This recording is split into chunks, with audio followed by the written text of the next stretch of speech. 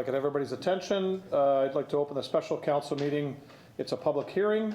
If I remind everyone, please turn off any devices and cell phones. And at this time, if you're able, please rise. We have Sheila Brown to sing the national anthem.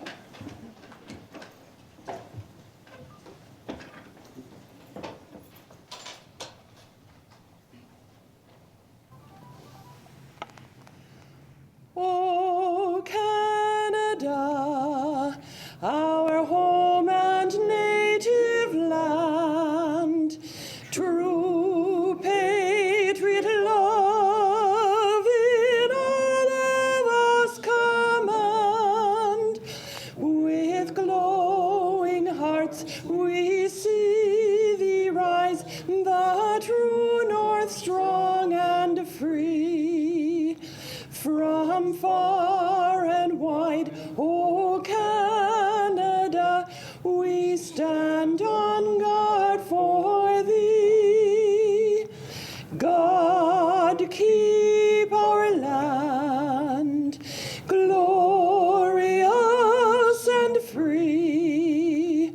O Canada, we stand on guard for thee. O Canada, we stand on guard for thee. Thank you, Sheila.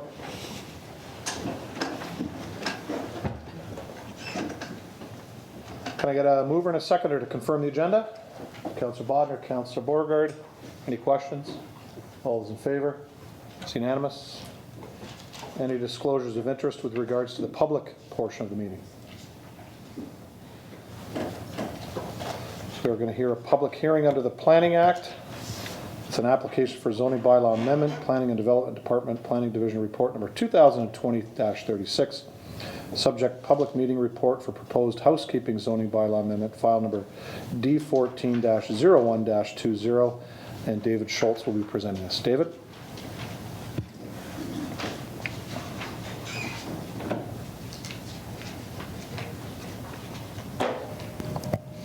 Good evening, members of council, members of the public, and staff. The purpose of this meeting is pursuant to Section 34 of the Planning Act and is to consider an application to amend the City of Port Colborne zoning bylaw 6575/30/18 as amended. The zoning bylaw amendment is the proposed housekeeping amendment initiated by the City of Port Colborne planning staff. Minor amendments to the zoning bylaw 6570/3018 are proposed to add or revise provisions and correct technical errors. Notice of the public meeting was administered in accordance with Section 34 of the Planning Act as amended and Section 5 of Ontario Regulation 545/06. The notice of public meeting and open house was published in the Niagara This Week Port Colborne Leader newspaper on February 13th, 2020. Notice was also circulated to required agencies on February 18th, 2020. The Planning and Development Department hosted a public open house for this application on March 3rd, 2020. The open house was attended by roughly 6 members of the public. The procedure to be followed this evening will be to present Planning and Development Report 2020-36, receive questions of clarification from council to planning staff, open the meeting to the public for comments and questions, announce the requirements under the Planning Act for written notice of passage of the proposed zoning bylaw amendment, and a brief explanation of future meetings regarding this application. At this time, I would like to present Planning and Development Public Hearing Report 2020-36. The purpose of this report is to provide council and the public with information about a proposed general housekeeping amendment to the zoning bylaw 6570/3018 as amended. On April 23rd, 2018, Council passed zoning bylaw 6575/30/18, replacing the former bylaw, which was in place since 1982. Since the passing, planning staff have identified corrections and additions that are desirous to the overall readability and function of the zoning bylaw. Specific details of the amendment are in Appendix A of the report for Council's information. Specific changes include addition under Section 2.1 to allow adjacent lots under common ownership to be considered one parcel for the purpose of development. Revision under section 2.3 to allow principal buildings to be built using sea containers provided a building permit is obtained. Revision under section 2.4 allowing a trailer to be used on a temporary basis for dwellings undergoing renovations provided a development agreement is first entered into. Revision under section 2.8.1 to increase the permitted height of an accessory building from 4.6 meters to 4.9 meters. Revision under section 2.8.1 to clarify that accessory buildings are permitted in the front and corner side yard of properties that abut Lake Erie. Addition under section 2.8.2 to clarify that decks are included in the accessory lot coverage calculation. Revision under section 2.9.2.1 to allow home-based businesses to occupy garages and accessory buildings. Revision under section 2.22 to decrease the required setback for municipal drain from 15 meters to 10 meters. Revision under section 3.1.1 to reduce the parking space requirements for apartment buildings from 1.5 to 1.25 spaces per unit. Addition under section 3.1.2 for uses that have not had parking requirements identified. That's commercial plaza, elementary schools, and secondary schools. A revision to zones that abut Lake Erie, removing the 30-meter setback requirement from the 1 in 100 year flood line, as this setback is determined by the Niagara Peninsula Conservation Authority. Revision under section 8.2 to add boarding and lodging house and duplex as a permitted use. Revision under section 8.8 to apply the R2 zone requirements for single detached dwellings rather than the R1 requirements. Revisions under the industrial zones to increase the building height from 11 meters to 15 meters. Addition under the section 37.2 for a past zoning bylaw that was passed by council for 322 King Street, allowing a bed and breakfast and a tea room on the property. Addition of a new definition for boarding house under section 38. So now we have some mapping revisions under Schedule A6. We are proposing to revise the lands west of Welland Street and north of Fraser Street, which currently do not have a zoning, as this was an oversight when we updated our bylaw. And we are proposing to zone them as R4-CH, which is conversion holding. This is in compliance with our official plan. These are the lands here, shown in the hash mark.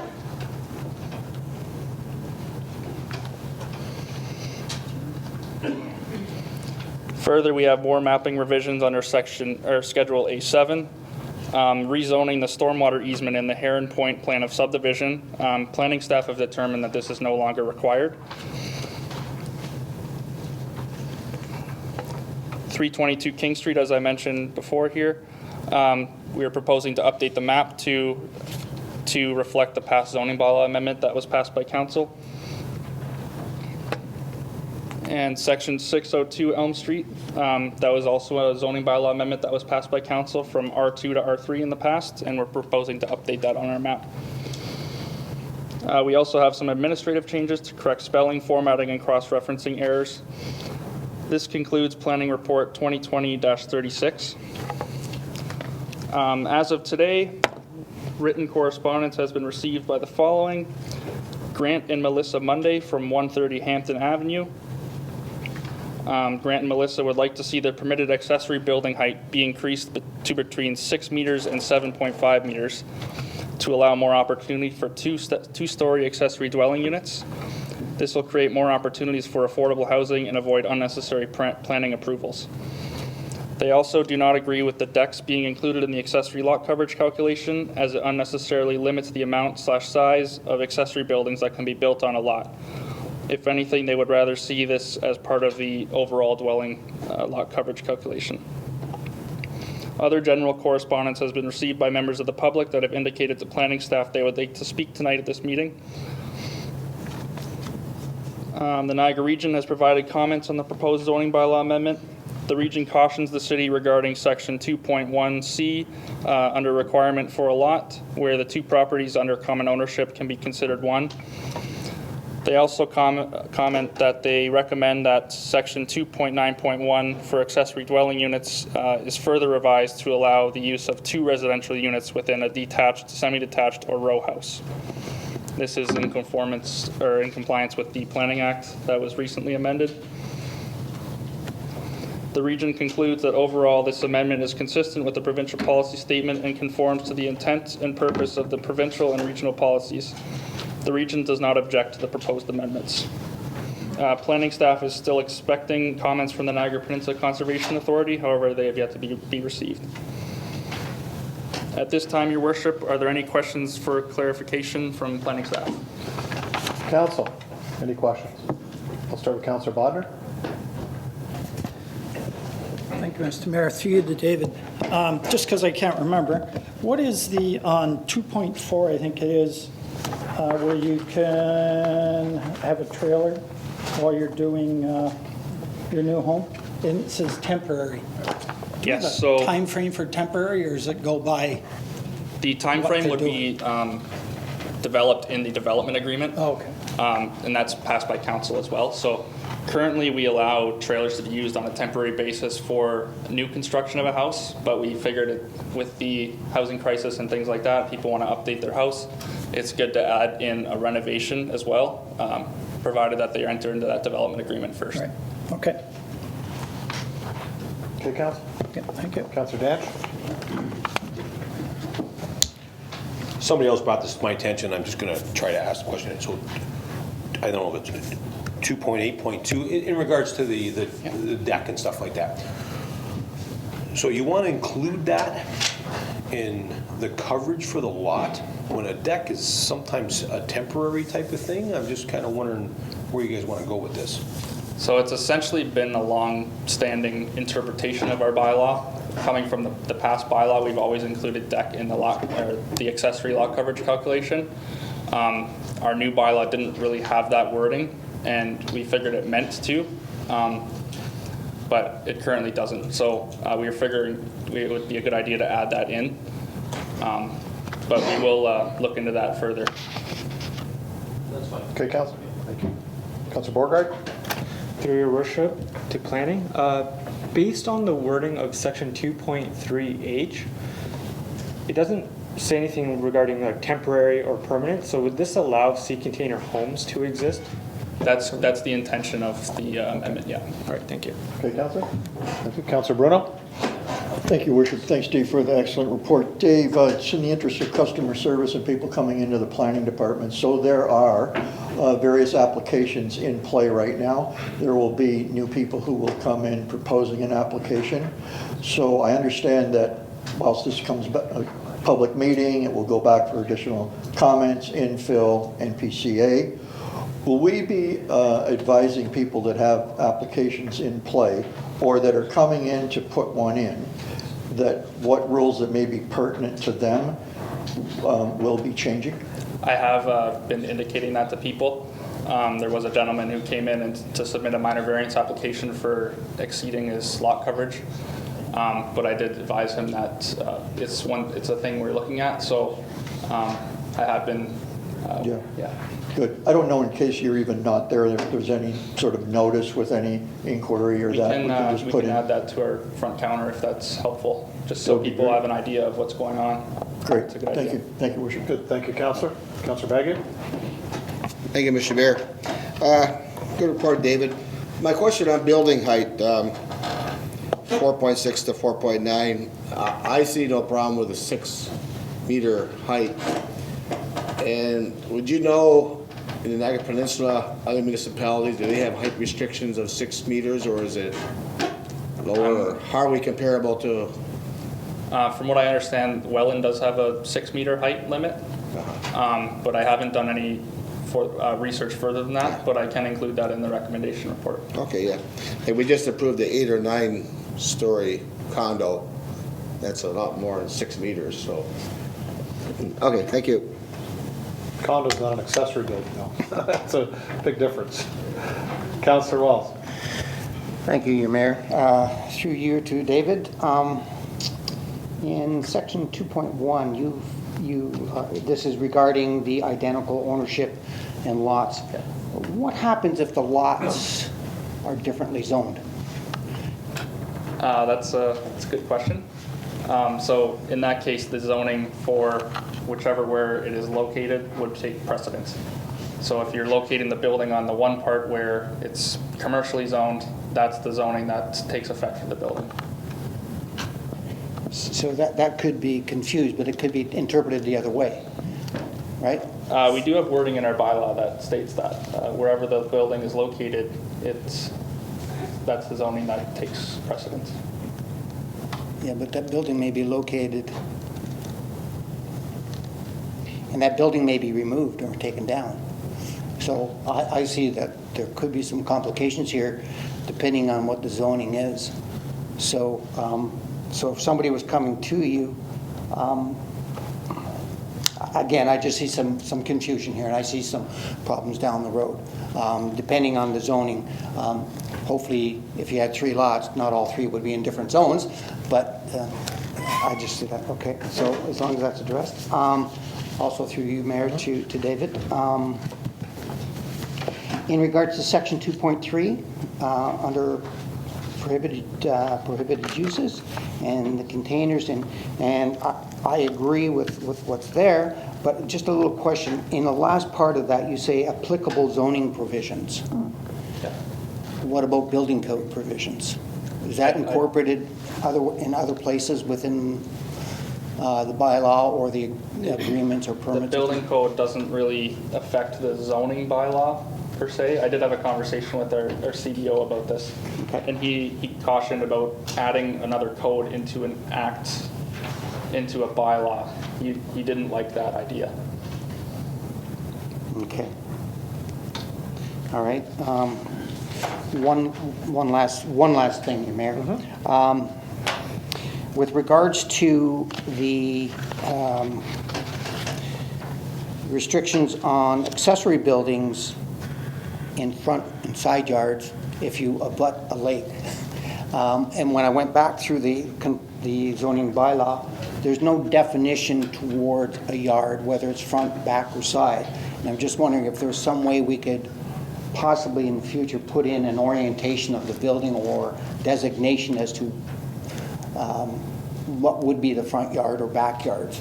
Side yards are easy, it's just the front or back. And I know that if we live on the lake, it's, you know, we like the lake, that's our front yard. And if we live in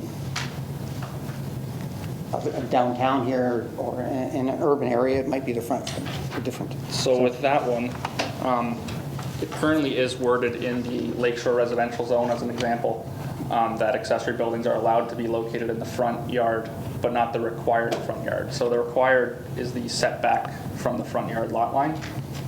And in our zoning bylaw, the interpretation is that the front yard is the one that's abutting the street, the rear yard is the lakeside. So we're clarifying that and including that in the same section of the accessory buildings. Okay. Provisions. Again, I didn't read it in the current CLZBL, or did I see it in the amendments?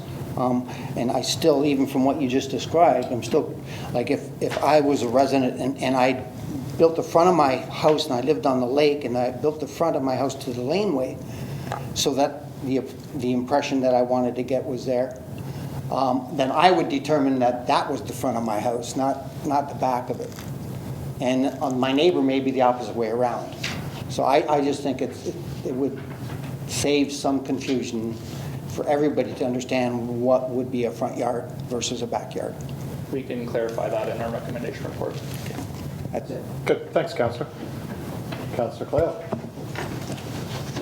Through you, Mr. Mayor, to David. I just wanted to thank David. Both Councillor Baggio and I attended the open house, and although it wasn't well attended, there was only 5 or 6, as David said, he did an excellent job of explaining things. And I really encourage everybody out there, when you've got questions regarding these kinds of changes, go to the open houses. He spent all the time that we wanted with him that evening. He explained things to him, and that's why I have no questions, because he answered everything very clearly for us and was very knowledgeable about it all. So thanks, David. Thank you, Councillor. Councillor Borgard. Through your worship today. May 1st, I believe the provincial policy statement will, 2020, the new one will be coming out. How will we have this done before then, or are we going to wait until after that, or will it not have so much of an impact on these amendments? David? I'm expecting we'll have this done before then. and we'll have to do a comprehensive review afterwards. And there will likely be more amendments that will be needed. But this is, as it is right now, this is what we are moving forward with. Okay. No further questions? Okay, we'll move on to questions from the public. Oh, Oh, sorry. I have some Yes. cautionary statements Yes, first. you do. If a person or public body does not make oral submissions at a public meeting or make written submissions to the City of Port Colborne before a decision on the proposed zoning bylaw amendment is passed by council, the person or public body is not entitled to appeal the decision of the City of Port Colborne Council to Local Planning Appeal Tribunal. If a person or public body does not make oral submissions at a public meeting or make written submissions to the City of Port Colborne before a decision on the proposed zoning bylaw amendments is passed by council, the person or public body may not be added as a party up to the hearing of an appeal before the Local Planning Appeal Tribunal unless, in the opinion of the tribunal, there is reasonable grounds to do so. Any interested members of the public, if I might draw your attention to the back of the room, there is a sign-in sheet where you can request further notices of passing for the bylaw. At this time, I would like to welcome any members of the public that would wish to speak to this application. Thank you, David. You're going to sit in the front for this then? Okay, thank you. We're going to oral presentations or questions from the public. Just to remind everybody, you have a 10-minute maximum. We do have 2 delegates that have registered for this. Once they're done, I will go to the floor. Our first delegation is Larry Rosnick of 62 Fraser Street.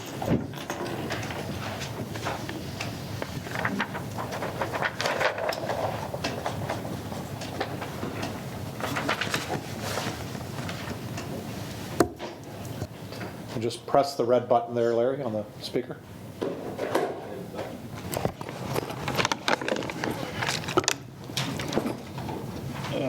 So thank you, Mr. Mayor, Council. It's always a pleasure to be here.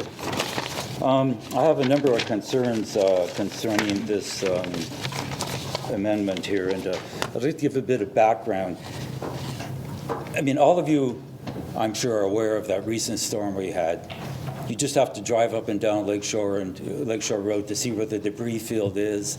H.H. Snow Park was completely flooded in. I happened to be driving around that night. The water overflowed the west wall of the canal down by the old, where the fuel depot used to be. I mean, I've never seen the water this high in my entire life. And, you know, I'm sure you're also aware of the green, or is it blue, algae plague that is happening in Lake Erie, especially down at the east end of the lake, where because of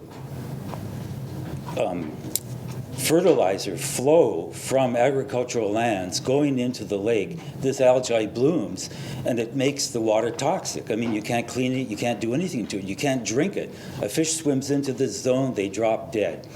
And this is happening not only because of global warming, because it's happening because of communities like ours and many, many other communities up and down the watershed of the Great Lakes on both the American side and the Canadian side that continually cut back setbacks and destroy the natural habitat of the water and the ecosystem of the Great Lakes.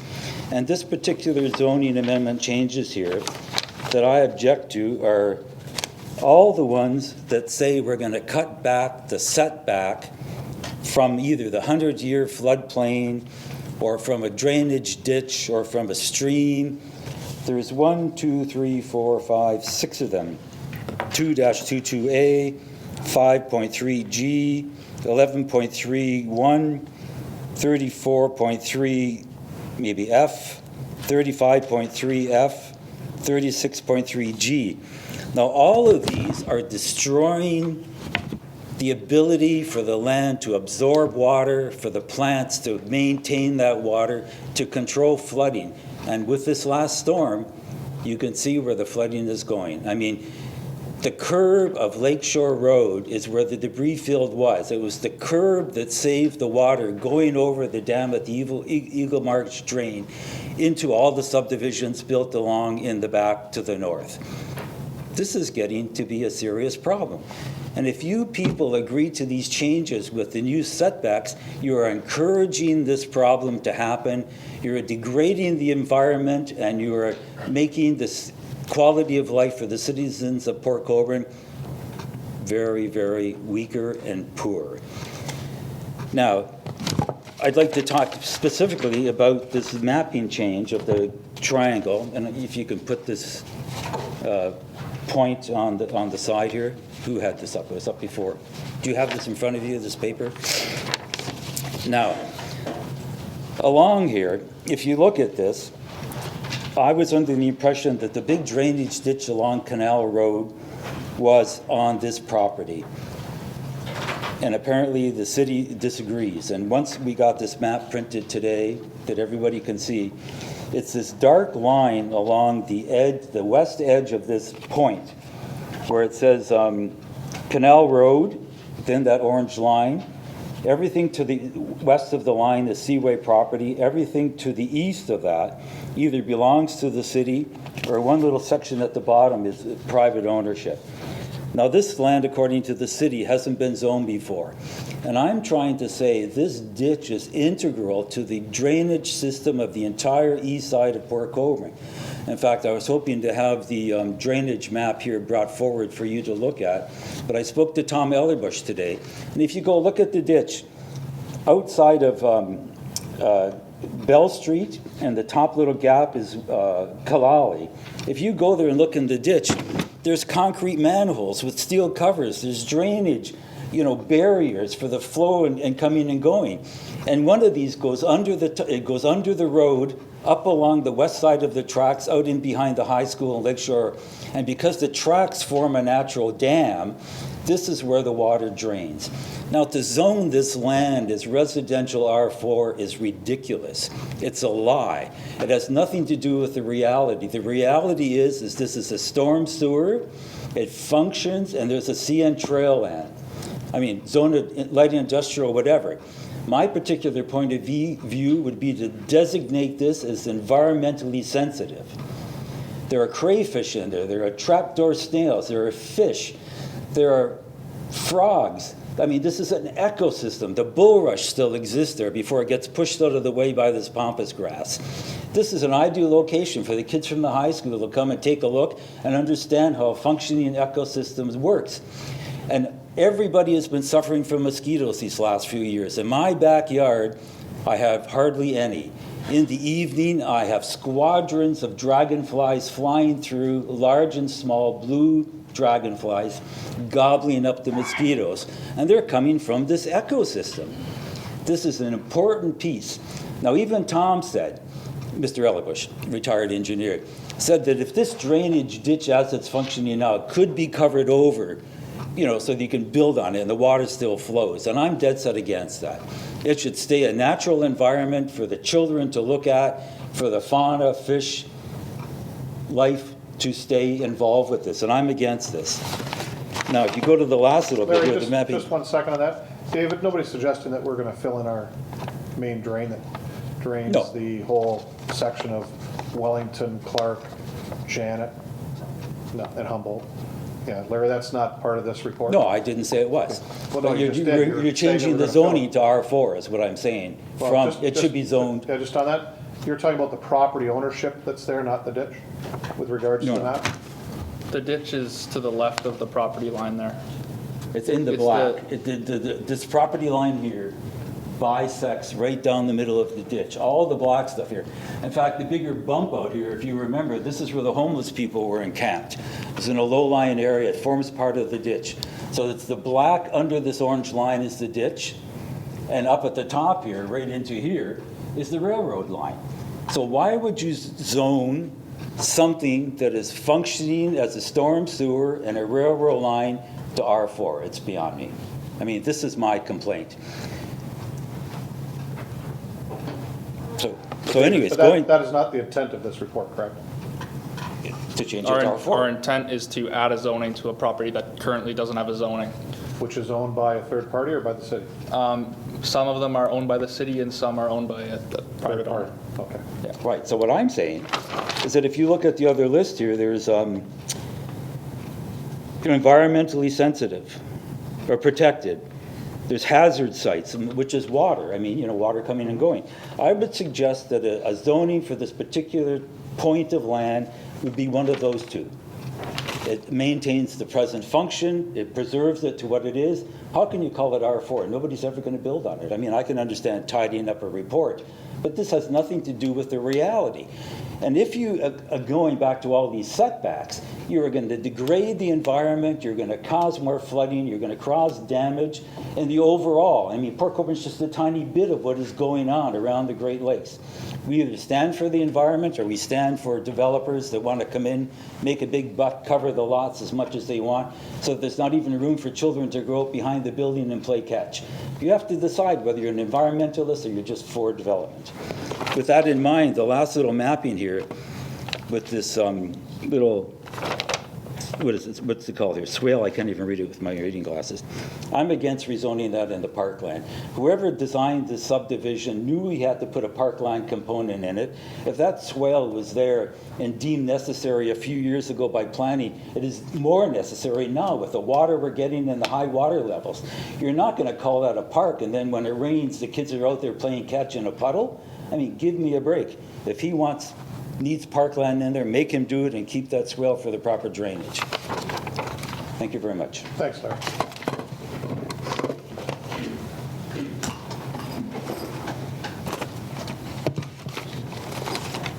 Councilor Bruno?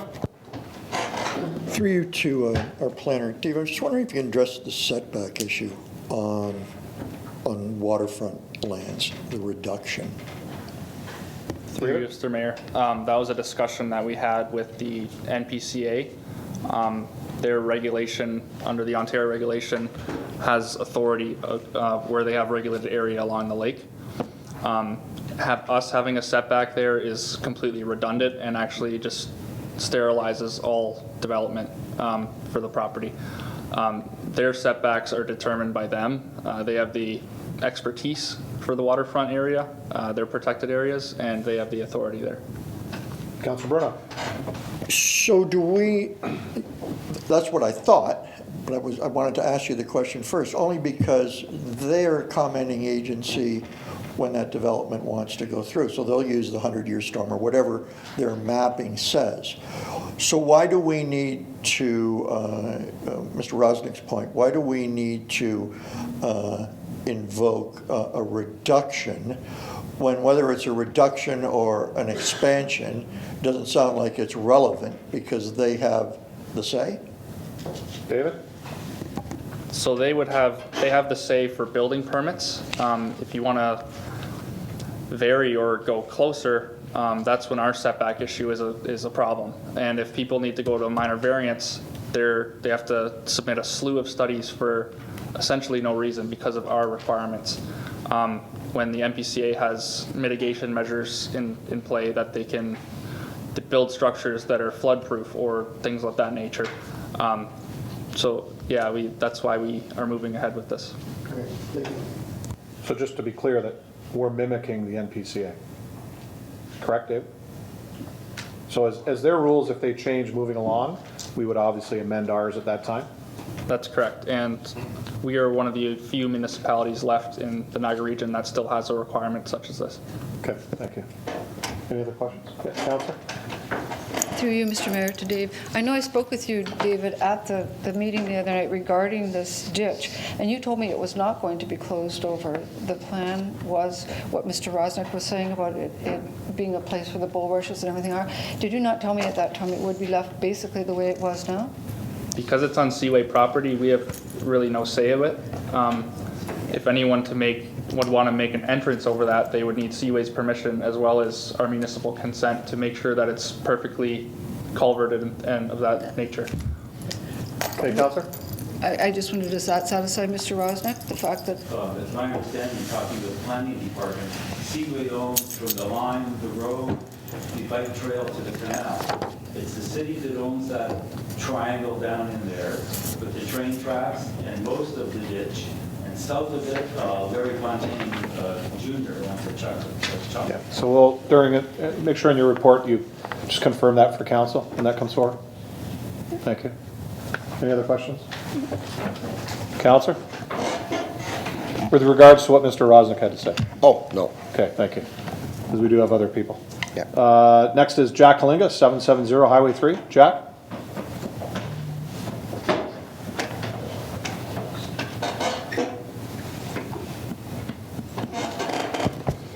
Thank you, Mr. Mayor. I guess I don't have to repeat my name and address. My wife and I have lived at 770 Highway 3 for over 45 years, so we know the area quite well.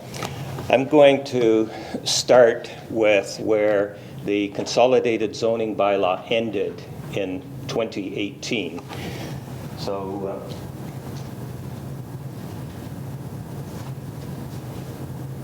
one of the presentations in 2018, this is a replication of what was drawn at the that zoning public hearing. And it identifies the quarry and the elevation of the quarry, the depth of the quarry, and the drawdown as a result of the pumping in the quarry, and the suggestion that because the quarry was being pumped constantly, no contamination could get out of the quarry. There's just a couple things that at that meeting, I asked if you could actually show my well on this quarry, and that is here. And it is substantially lower than the quarry. So when I draw water, my well is 100 meters from the face of the quarry. When I draw water, if I want to water my trees, it takes quite an amount of water, and that creates a drawdown. And if it's at the same slope, the water coming into my well draws from the floor of the quarry, potentially causing contamination, if there's something allowed to be built on the floor of the quarry. In the future, that quarry is not going to pump in perpetuity. It is going to eventually shut the pumps off, either by the owner or they turn it over to the city. I'm sure the city doesn't want to pay to continually pump that out. The water level, the normal water level in the water table is up here. So that is going to, with the flows of water through the aquifers, running from north to south, that water will flow this way, and everybody with a well to the south is going to be affected by that. So that is just to continue from where the consolidated zoning bylaw was ended in 2018. When that consolidated zoning bylaw was up for discussion in March 23rd, 2018, almost exclusively everybody in the audience was concerned about the MAO zoning. The first draft of the consolidated zoning bylaw, February 2017, it dealt with MAO, mineral aggregate operations, similar to the 1982 zoning, which was extractive industrial. Councillor Butters, City Councillor Butters at the time, asked where they could produce a list of what uses are in a quarry. I don't think that list has come forward. And I would add that in addition to what uses are in a quarry is what uses are in wet pits of quarries and what uses are in dry pits. Can you put up the MNRF posting on the ARA regulations? So this is from the current proposal by the Ministry of Natural Resources under the Aggregate Resources Act, and they're suggesting recyclable asphalt may not be stored within 30 meters of a water body or within 2 meters of the established groundwater table. So they're suggesting that it should not be used for recycling if it's a wet pit. It should not be used within 2 meters of the top of the aquifer in a wet pit. This is what we stated in 2018. This is why the interim control bylaw was passed, so that could be addressed between 2018 and April 23rd, 2019, which was not addressed. Asphalt manufacturing has a greater impact than asphalt recycling. If you've seen paving contracts, the trucks drive on hot asphalt. It's on the tires. They go into the aquifers, and it gets carried onto the soil and has the potential of contamination, which I just put up at the start of this presentation. The Aggregate Resources Act only applies to licensed pits and quarries. We have pits and quarries in, particularly quarries, and a quarry in Port Colborne, which is unlicensed. So these regulations don't apply, so they should be put into the zoning bylaw so that there is the same kind of protection as there is for new pits and quarries. Can you show page 162, 163? And no, that's not the one. Page 162, the CZBL, page 162. Yeah, that. Right here? That's it. Scroll down just a bit. Under the changes in March 23rd of 2018, prohibited uses, and over to the right, deleted asphalt and cement manufacturing. So it's not prohibited because the prohibition was deleted in that final version. Can you bring up the consolidated zoning bylaw, April 23rd, 2018, section 28. Can you see it up there? No, it's hidden under the, no.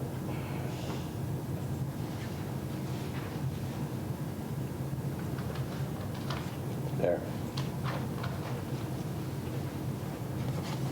MAO zoning. This one? Down one.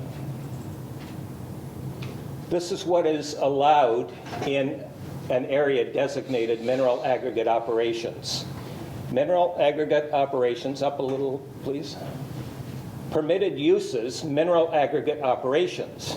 If you go to the definition of mineral aggregate operations, which is the next one under that selection, there. This is what was added as a definition for mineral aggregate operations, which can be cut and pasted in permitted uses. An operation other than wayside pits, associated accessory facilities used in extraction, transport, beneficiation, processing, or recycling of mineral aggregate resources, and derived products such as asphalt and concrete, or the production of secondary related products. That means you're allowing it under this definition and under the permitted uses. If it's not prohibited, then it's permitted. If the current consolidated zoning bylaw proponents do not need an amendment to the zoning bylaw to apply to recycle or manufacture in the mineral aggregate operation zones, regardless of whether it is above or below the established groundwater table. If it's zoned, if the zoning permits it, then they can do it. They don't have to apply for a zoning bylaw amendment. There are quarries in the urban area. There are quarries in the rural area. There are quarries in old quarries that are unlicensed. There are quarries that will be applied for in the future. There are wet quarries and there are dry quarries. Our zoning bylaw should be all-encompassing and address each of those differentiations so that they know what they are required to do if they own a quarry or if they apply to create a new quarry. Time's almost up, Jack. Yeah, okay. Oh, great. Okay. The zoning bylaw should show what is permitted and what is prohibited. This version of the consolidated zoning bylaw does not do that. The interim control bylaw was for a one-year period to address this very situation, and now it's expired, and we reverted back to the consolidated zoning bylaw, and we certainly got blindsided by that happening. Okay, so David, you can take this information back and please refer to it in your report coming back to council. Can we take that information? Just Okay, a couple questions, that redundant Jack, you questions. had 10 minutes. We've got other people I know that want to speak, so I'm going to stick to our timelines. Thank you. Okay.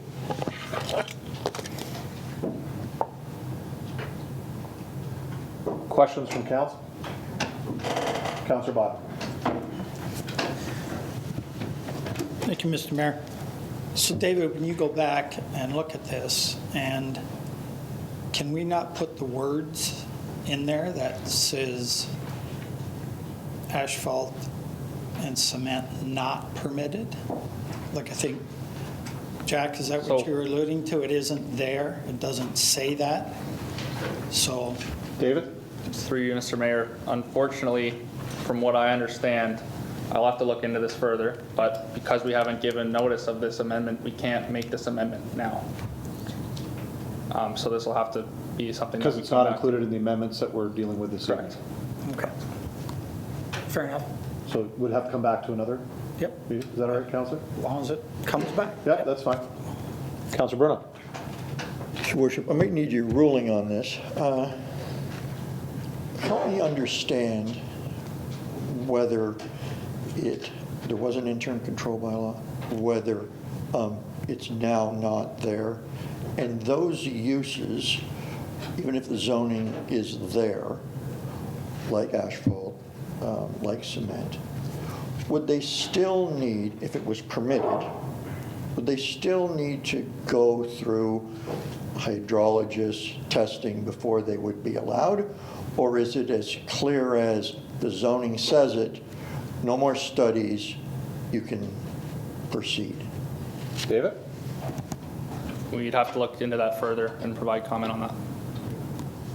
But again, that'll have to come through on a different report, correct, for that? Okay, is that all right? Okay. Okay. Other speakers? Grant?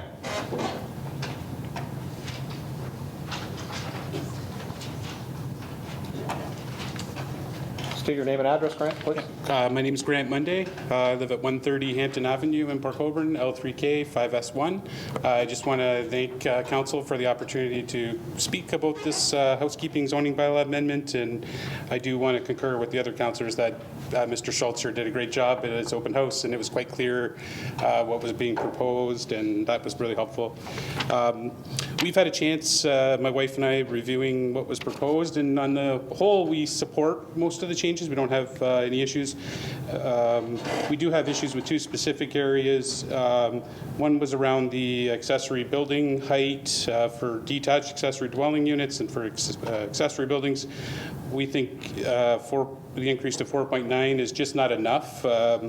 If you want to try to create affordable housing and promote secondary units, you're going to have to allow for a two-story detached accessory building, and we think that's an easy fix.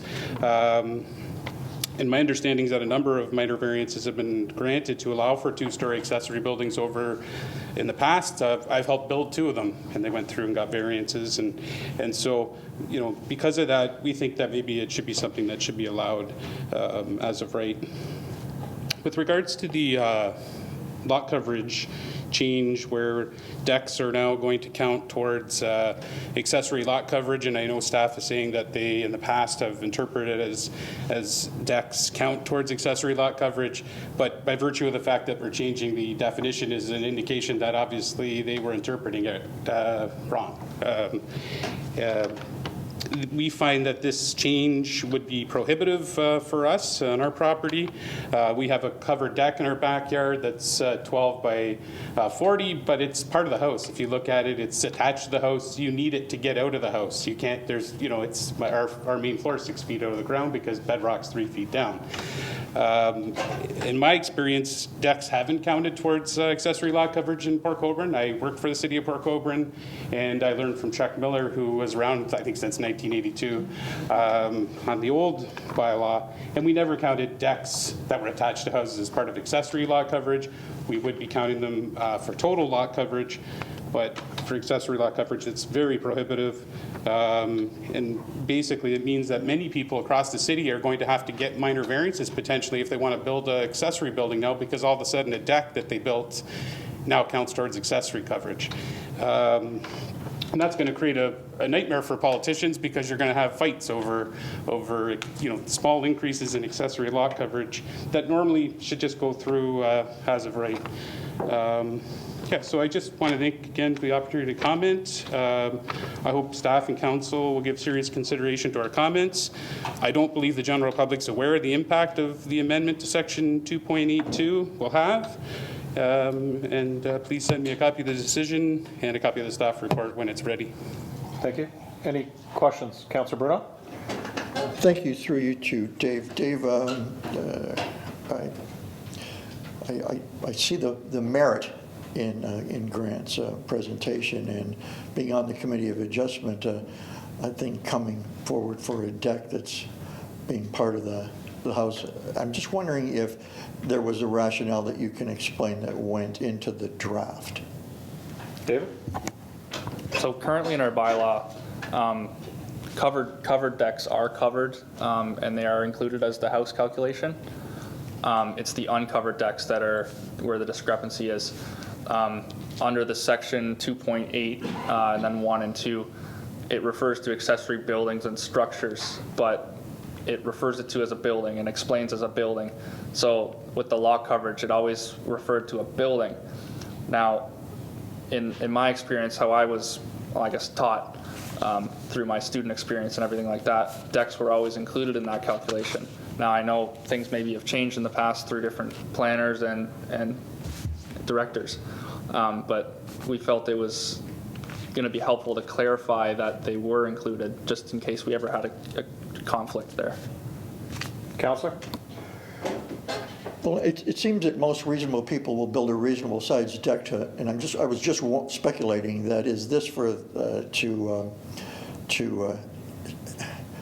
sort of put some kind of rhyme or reason to somebody who may want to literally deck their whole backyard and have it be part of the house. I didn't know if in doing this to accommodate a rational build, like Mr. Mundy sounds like he's speaking of, what's stopping someone then from doing an absorbent deck, and then it still doesn't even count as against that lot coverage? David? Do we have a maximum, or could one be suggested? So if we included an uncovered deck as, if it's attached to the house, we could use it, we could interpret it as part of the house as well. That would stop people from decking the whole backyard or their whole property. And we also have our 25% landscaped area that is required. So there are ways to mitigate it, I guess, but we'd have to look into that further. Councillor? And I guess finally, perhaps when you come back with that, if you could maybe do a scan of other municipalities in Niagara, so that we're not out there in right field when the mainstream of people moving in or going see it a certain way everywhere else in Niagara. Thank you. Yep. Okay, thank you. The presentation? Yep. Councillor? Through your worship, to Mr. Monday, actually. Correct me if I'm wrong, but I thought I heard you say that in the event there was to be, you were saying that there need to be minor variances given to people who already have decks? Was I wrong in interpreting that? Through you, Mayor Steele, what I meant was that if you have a deck on your house, that is now going to count towards accessory lot coverage.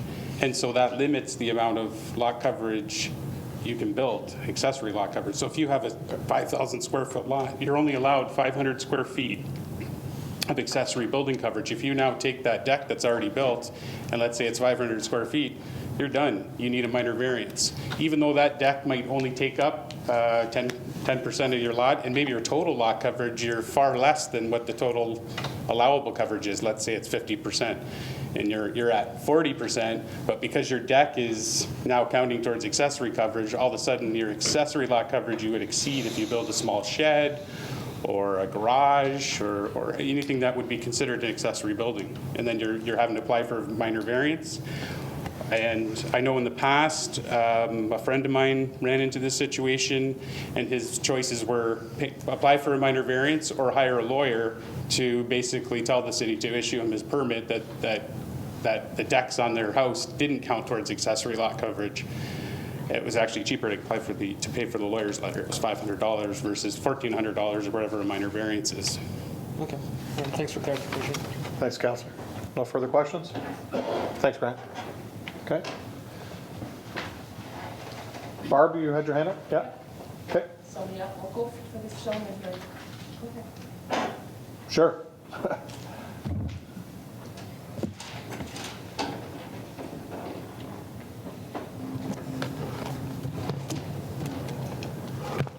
Name and address? Yes. Good evening, Mr. Mayor, members of council. Name is Jack Bernardi, 123 Parkway, Welland, L3C 4C5. Mr. Mayor, I represent property owners Rick and Erica Froese, owners of properties on Fire Lane 1 and 2. They are in attendance this evening and are prepared to present additional information after my comments, if that's possible. We have reviewed and support the draft housekeeping amendments, in particular the amendments associated with the deletion of the rear yard setback requirement from 1 in 100 year flood line and replacing it with the regulations of the Niagara Peninsula Conservation Authority. At the present time, the NPCA has the authority to regulate land use along the Lake Erie shoreline in accordance with Ontario Regulation 155/06 of the Conservation Authorities Act. This regulation authorizes MPCA to establish the necessary setbacks for every individual property along the shorelines. The MPCA, or the Conservation Authorities Act, is applicable law under the Ontario Building Code. And as such, no building permit can be issued for any building or structure along the shoreline without the approval of the MPCA. I took the liberty of contacting Niagara municipalities that have lake frontages along Lake Erie and Lake Ontario to determine if their zoning bylaws contain regulations for rear yard setbacks from the flood line. My findings are as follows. The Township of Wainfleet and the Town of Fort Erie each require setbacks, but at the same time, they rely on MPCA for the regulations in terms of setback. The City of St. Catharines, Town of Niagara-on-the-Lake, Town of Lincoln, and Township of Grimsby all rely on MPCA regulations to apply.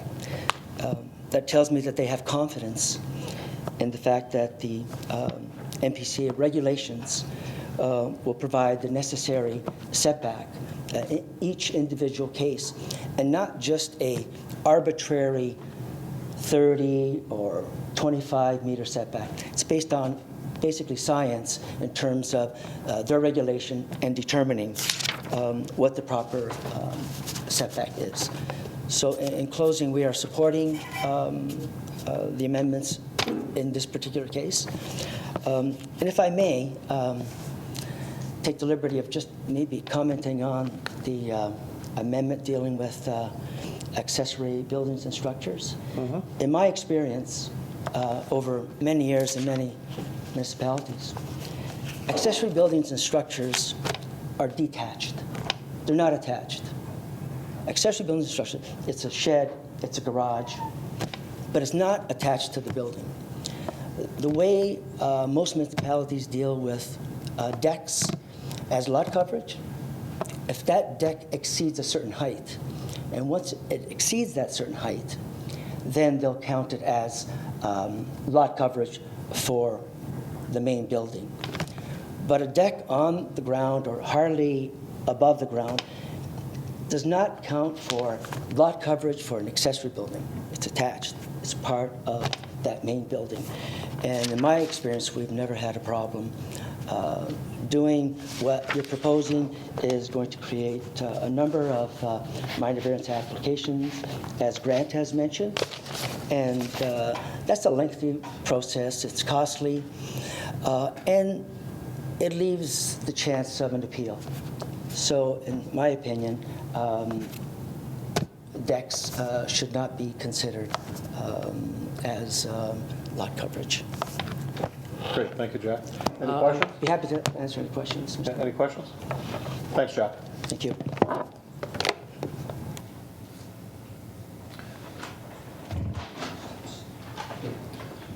Just state your name and address, please. Rick and Erica Froese. We have a cottage on Fire Lane 2, 1575 Fire Lane 2, Port Colborne. Okay. We are here to support the proposed zoning bylaw amendment to change the city's setback requirements along the lakeshore of Lake Erie. We've owned a cottage on Lorraine Bay since 2002, located at the address I gave, which is just east of Weaver Road. We've enjoyed this property. We and our grandchildren, children and grandchildren have enjoyed this property for the past 18 years so much that we purchased the vacant lot on Fire Lane 1 2 years ago to build a new house. This lot is just west of Weaver Road.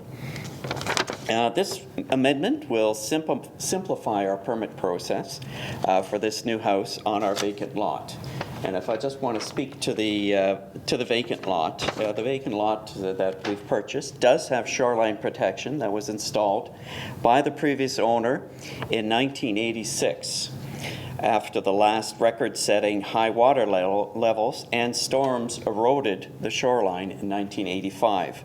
This design was coordinated with the NPCA at that time and has held up well with the current water levels and the storms that we've experienced. The design that was initiated and coordinated with the NPCA will be reviewed with them again prior to the, as part of the permitting process that we'll be going through. Secondly, on our property, we've initiated an environmental impact study, which is nearing completion, and this should help us mitigate any potential environmental impacts with the design and the construction of the house. Okay. Any questions, Council? Thank you. Appreciate it. Bart?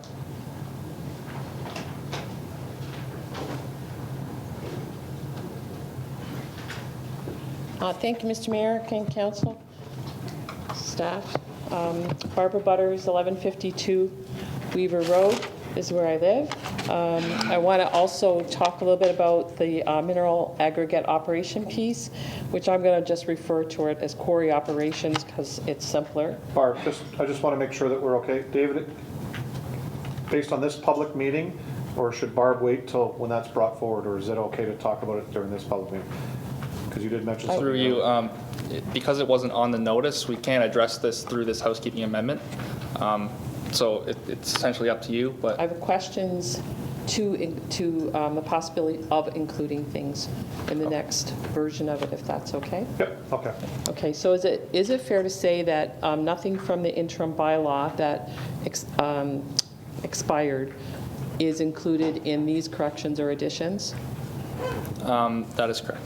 Okay, so because of that, when it was in effect, the reason that it was in effect, and I can say this with pretty much confidence because I was on council then, they were put into effect with a lot of public support and for very good reasons that haven't changed. So I'm going to urge the planner to review that and consider having language that reflects those. I'd also like to ask if you could comment on whether or not an amendment could be included that would prohibit asphalt manufacturing, asphalt recycling, and concrete manufacturing within 2 meters of the top of the water table in a quarry, or 30 meters to a water body, or below the water table. Is that possible? David? Through you, Mr. Mayor, I'd have to look into that, but I believe we'd have to come back for a future housekeeping amendment. Okay, so I would urge that would happen as well, because we do have a situation, at least and I'll use Pit 1 for the example that exists now, because there is a lack of rules that govern Pit 1 because of the way it's not licensed, et cetera. So I think it's important that we look at every possibility that exists currently or for present or future operations. So I would like to then go to, through you to the planner, would you consider this an opportunity to provide additional protection methods to the vulnerable aquifer that is an important source of clean water for rural residents? David? Through you, that cannot be addressed through this housekeeping amendment because there was no notice given to the public. In future In future? rendition We is can what look I'm into that. referring to? We can look into that in the future. You would, thank you. And was there ever a list compiled of quarries that have asphalt plants and cement manufacturing or recycling in a quarry in Ontario? Was that list ever compiled? David? Not that I know of for this housekeeping amendment. Okay, could that be looked at? Yes, in a future housekeeping Okay. amendment, we can look into that further. And can council amend a bylaw that includes very specific items to prohibit?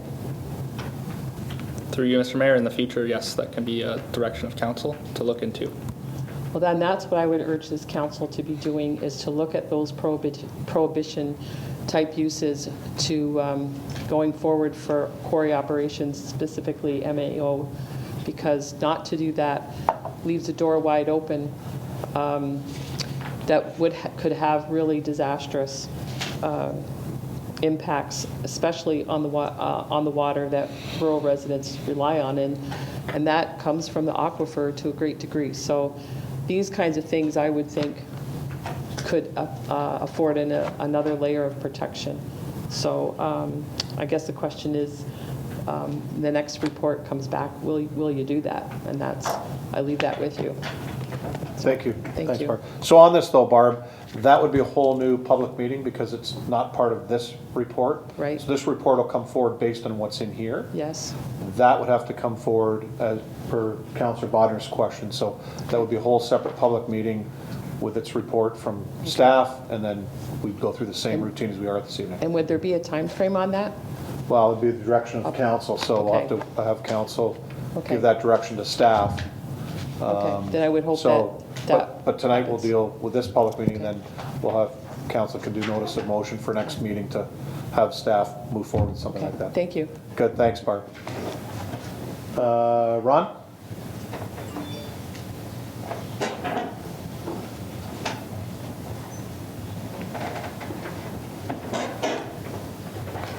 Name and address, please.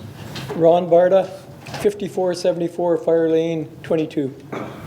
Mayor, councilors, staff, and audience, this is about the deck bylaw.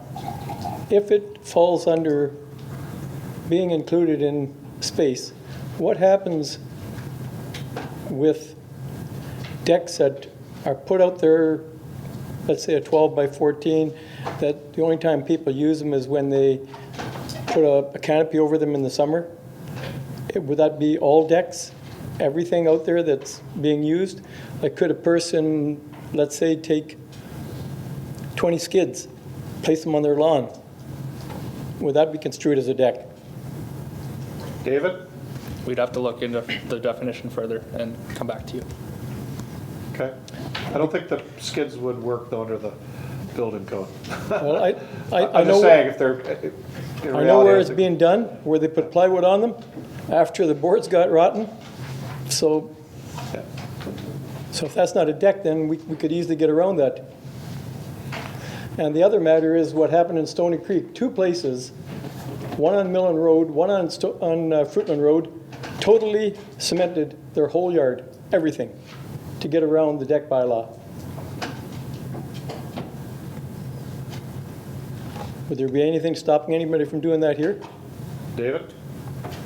We have our landscaped area provision, 25% in the residential zones. So there's a limit. Yes. I guess that's about it. I don't agree with decks being part of that, neither. Thank you very much. Thank you. Any questions, council? Thanks, Ron. Any other questions? Okay, any further questions from council? Okay, David? Announcement? If you wish to be notified of the approval of the zoning bylaw amendment, you must give a written request to the clerk. Only those persons and public bodies that give the clerk a written notice for the notice of adoption and passing of the zoning bylaw amendment will be given notice. This concludes the public hearing under the Planning Act. The proposed zoning bylaw amendment will be placed on council's agenda at a future meeting. Okay, thank you, David. Thanks, everyone, for your questions, and please pay attention with regards to the dates of the issue that Jack Halinga brought up, as well as Barb Butters, citizen at the podium, that Ron Bodner had asked a question on. So that'll be a future public meeting. Okay, so this meeting is adjourned. Oh, yes. Can I get a mover and a seconder to receive this for information? Councillor Bagu, Councillor Wells. Questions, comments? All in favor? That's unanimous. Thank you. Now we'll adjourn it. Thank you, Madam Clerk. I'll call the regular meeting of Committee of the Whole to order. Madam Clerk, introduction of addendum or delegation items. Jack Halinga has been added as a delegate under item 2. Thank you. Confirmation of the agenda. Mover and a seconder. Councillor Danch, Councillor Beauregard. Any questions? All in favor? That's unanimous. Thank you. Any disclosures of interest? Councillor? I have an indirect conflict of interest on item number 1, as I'm employed by the city solicitor who has provided legal advice to the municipality on this item.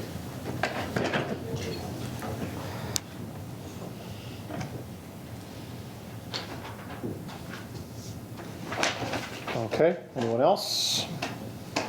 Adoption of minutes. I have one set of minutes, the regular meeting of Committee of the Whole, 04-20 held on February the 24th of 2020. Mover and a seconder. Councillor Wells, Councillor Bagu. Any questions? All those in favor? That's unanimous. Assume you're voting on these, Councillor? Yeah. Okay. Determination of items requiring separate discussion. Councillor Bruno, and then I'll go this way, and then I'll go this way.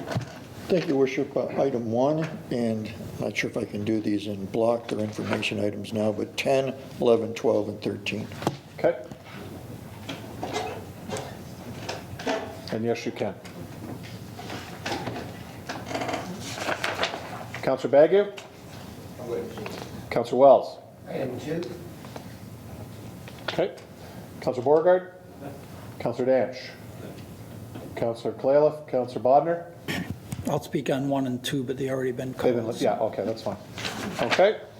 No others. Approval of items not requiring separate discussion. Mover and a seconder. Councillor Bodner, Councillor Bagu. Questions? All those in favor? That's unanimous. Thank you. Presentations. We have one presentation this evening. We have Mario Madia. Thanks, Mario. Vice President, Finance Administration and IT, the YMCA of Niagara, and he'll be presenting his annual operations report regarding the Colborne Valley Center YMCA. And Sharon, our manager, is with him this evening. Hi, Sharon. Come on forward. Just press the red button on the speaker, please.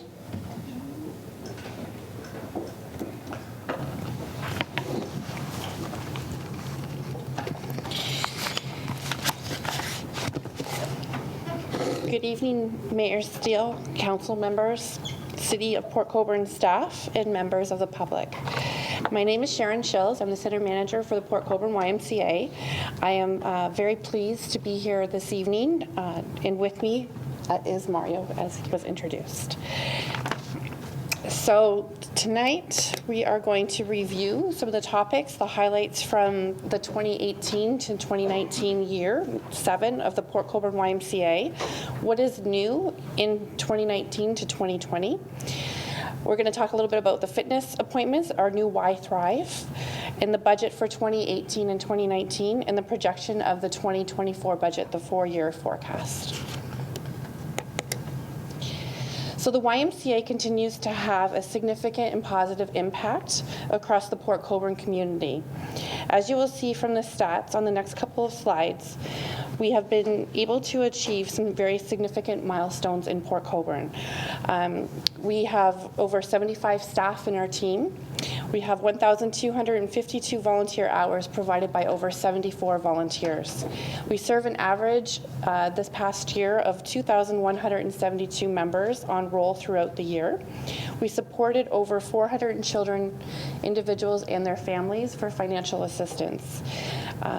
We partnered with over 19 community organizations throughout the year and engaged youth participants with over 1,409 camper days.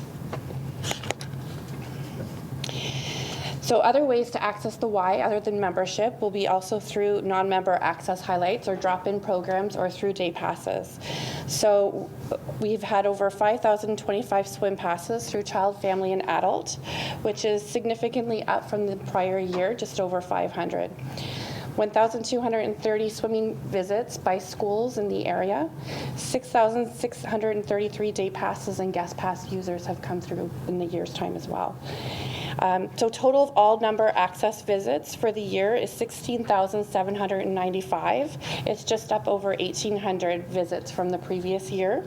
And member access visits is at 118,162, and that is up from almost over 1,000 visits from the previous year as well.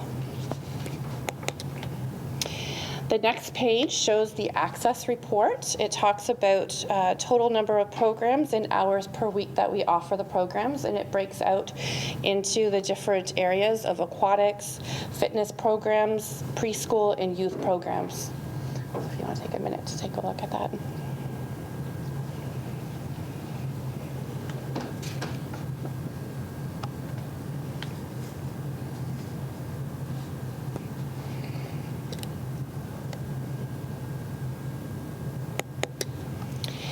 So we continue to be very actively involved in the community with the City of Port Colborne, including the many events that are held throughout the area, the Canal Days, Canada Day event, Community Awareness Day, Sports Fest, Valet Day, New Year's Eve, and Family Day. And just to, again, to name a few of the other events that the YMCA is involved in is National Child Day, Healthy Kids Day, and Halloween.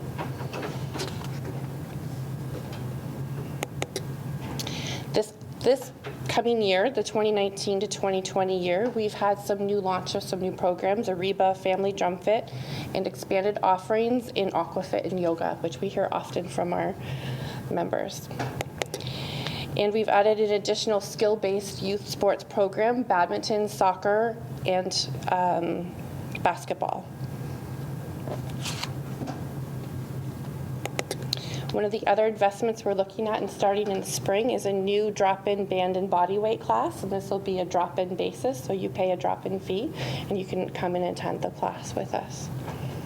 And it focuses on strength, and it can help with some rehabilitation and improve functional strength. So fitness appointments, part of your membership, we have started and created a new program called Y Thrive. It's an exercise program that will improve health and physical performance and to help achieve rates. It could be a 30 to 50 minute workout in progress, and then every 90 days you're going to get a new program with one of our fitness staff. It's one of the easiest ways to get in the best shape of your life. Our current March promo right now, we have a no join fee, so you're going to save up to $150 if you want to come out and join the YMCA at this time.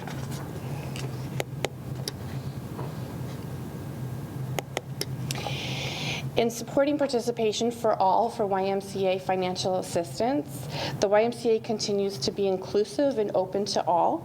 The Port Colborne YMCA provided financial assistance to 18.3% of YMCA members last year, and it's for about a total of $77,774.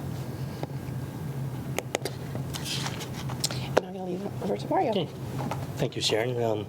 Good evening, Mayor Steele, councilors, city staff, and members of the public. I'll just briefly review some of the financial information related to operations at the Vail Center. This first slide indicates where we ended up our last fiscal year. As a reminder, our fiscal year ends August 31, and it's compared to where we projected to be when we were here last time, about a year ago. When we were here a year ago, we asked for additional support from the city, which we received, $22,500, and we're grateful for that. And as you can see, the Y absorbed a deficit of about $27,000 in our last fiscal year. This next slide shows what our projection is for our current fiscal year. It also shows our prior year just for comparative purposes, and a projection 4 years out. I just want to say that this projection assumes the status quo. As you know, with the master plan, there have been discussions with the YMCA, and we're not sure how that would impact our operations yet. We're open to adapt to meet the objectives of that plan, but this projection is on the status quo assumptions. As a matter of background, the city of Port Colborne, with this agreement, provides the YMCA $300,000 annually, and each year we come in and review where we ended up. And should there be a surplus, we return that to the city. That has happened in the past. And with Bill 148 coming in January 2018, we came and asked for the city to support us in minimizing or assisting with that deficit. In our current budget year, 2018-19, you can see we're showing a deficit of $5,000 approximately. So as a result, we're not requesting any additional support at this time for the current fiscal year.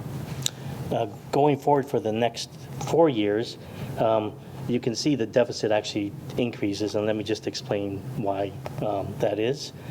With the current budget year, we're already 6 months into it, so we kind of can see where we're trending, and we're saving on expenses, so that's why we're confident in predicting a lower budget this year.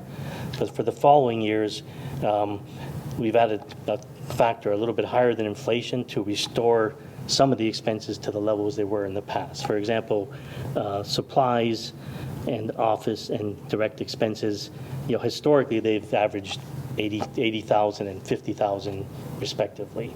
So that's why you can see the deficit in future years increasing from the current year. The last thing I want to mention is the final year, 2023-24, you can see we have a surplus of $70,000. And the reason for that is in June 2023, the financing component, which is in this deferred capital figure here, is eliminated, and then there'll be room for savings.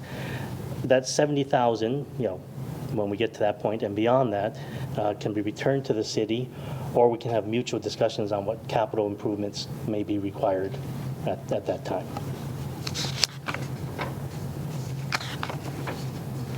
Okay.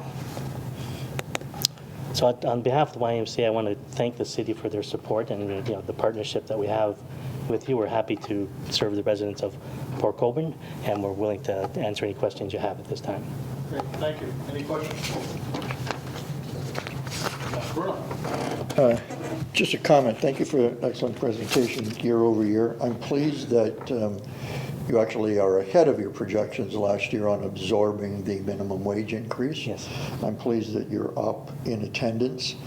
I just think, and the fact that you employ full and part-time 74 people is a huge, I think, benefit to the community, not just the programming you provide. So thank you for that.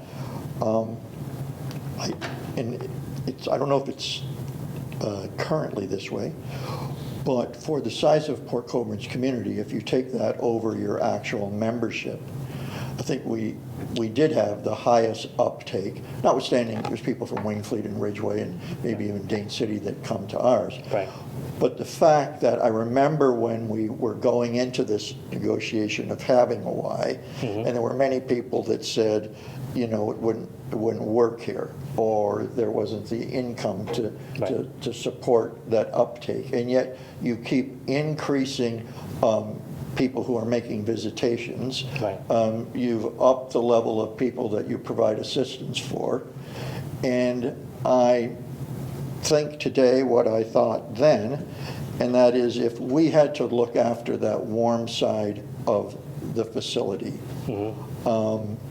I'm not sure we could provide any measure of 74 employees added to our payroll, and the fact that there's a quality of service there that lots of people could emulate, including our own staff.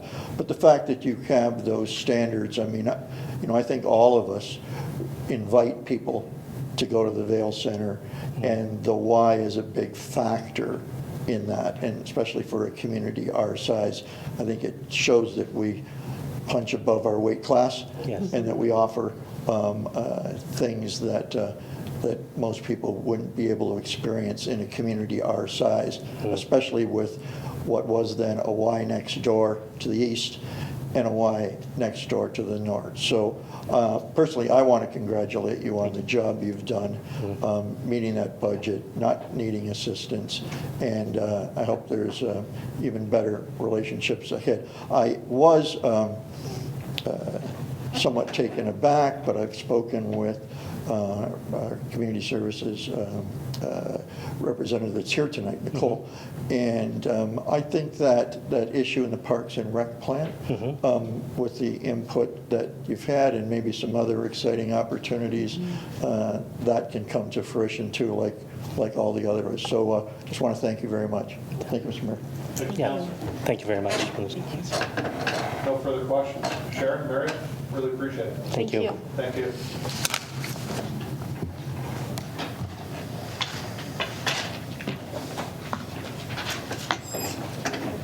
Okay, we don't have any regular delegations this evening. We'll get ready for the mayor's report.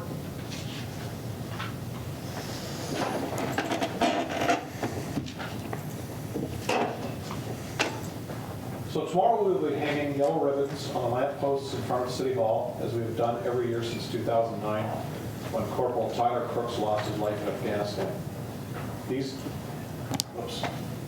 I'll start over because my microphone wasn't on. Tomorrow we'll be hanging yellow ribbons on the lampposts in front of City Hall, as we have done every year since 2009, when Corporal Tyler Crooks lost his life in Afghanistan. These yellow ribbons symbolize our remembrance not only of Tyler and his ultimate sacrifice while serving his country, but of all past veterans and current personnel serving our country. If I could ask everyone to stand for a moment of silence as we remember.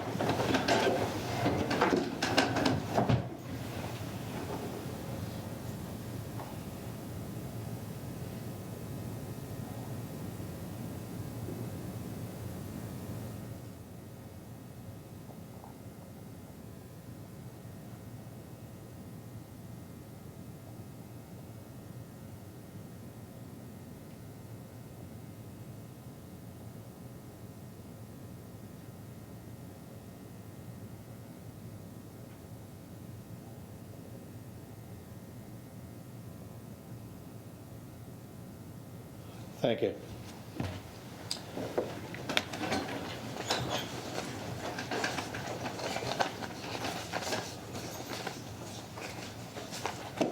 March break begins on Friday. If you're looking for activities for the kids, check out our public library and the Valley Health and Wellness Center for exciting programming. Just to name a few, we have March Madness active camps at Valley Health and Wellness. Our public library is hosting things like clay figurines, library bingo. Also, there's a G1 driver's prep course with Apex Driving at the library. That's March 18th. And roll the dice. Sew a leather bag to carry your own dice set. Roll a few practice games, then take home a set of dice. That's at the public library. There's some free skating programs. at the Valet, Snacks and Stories at the Valet. There's Abracadabra Magic Show at the Public Library. That's Friday, March 20th. So please log on to www.portcoburnpubliclibrary.org for their events, or go to Michelle Edzinga at the city for more information. And remember that we ask you to watch for our kids as they're out playing and heading into the spring for the week that they're off school.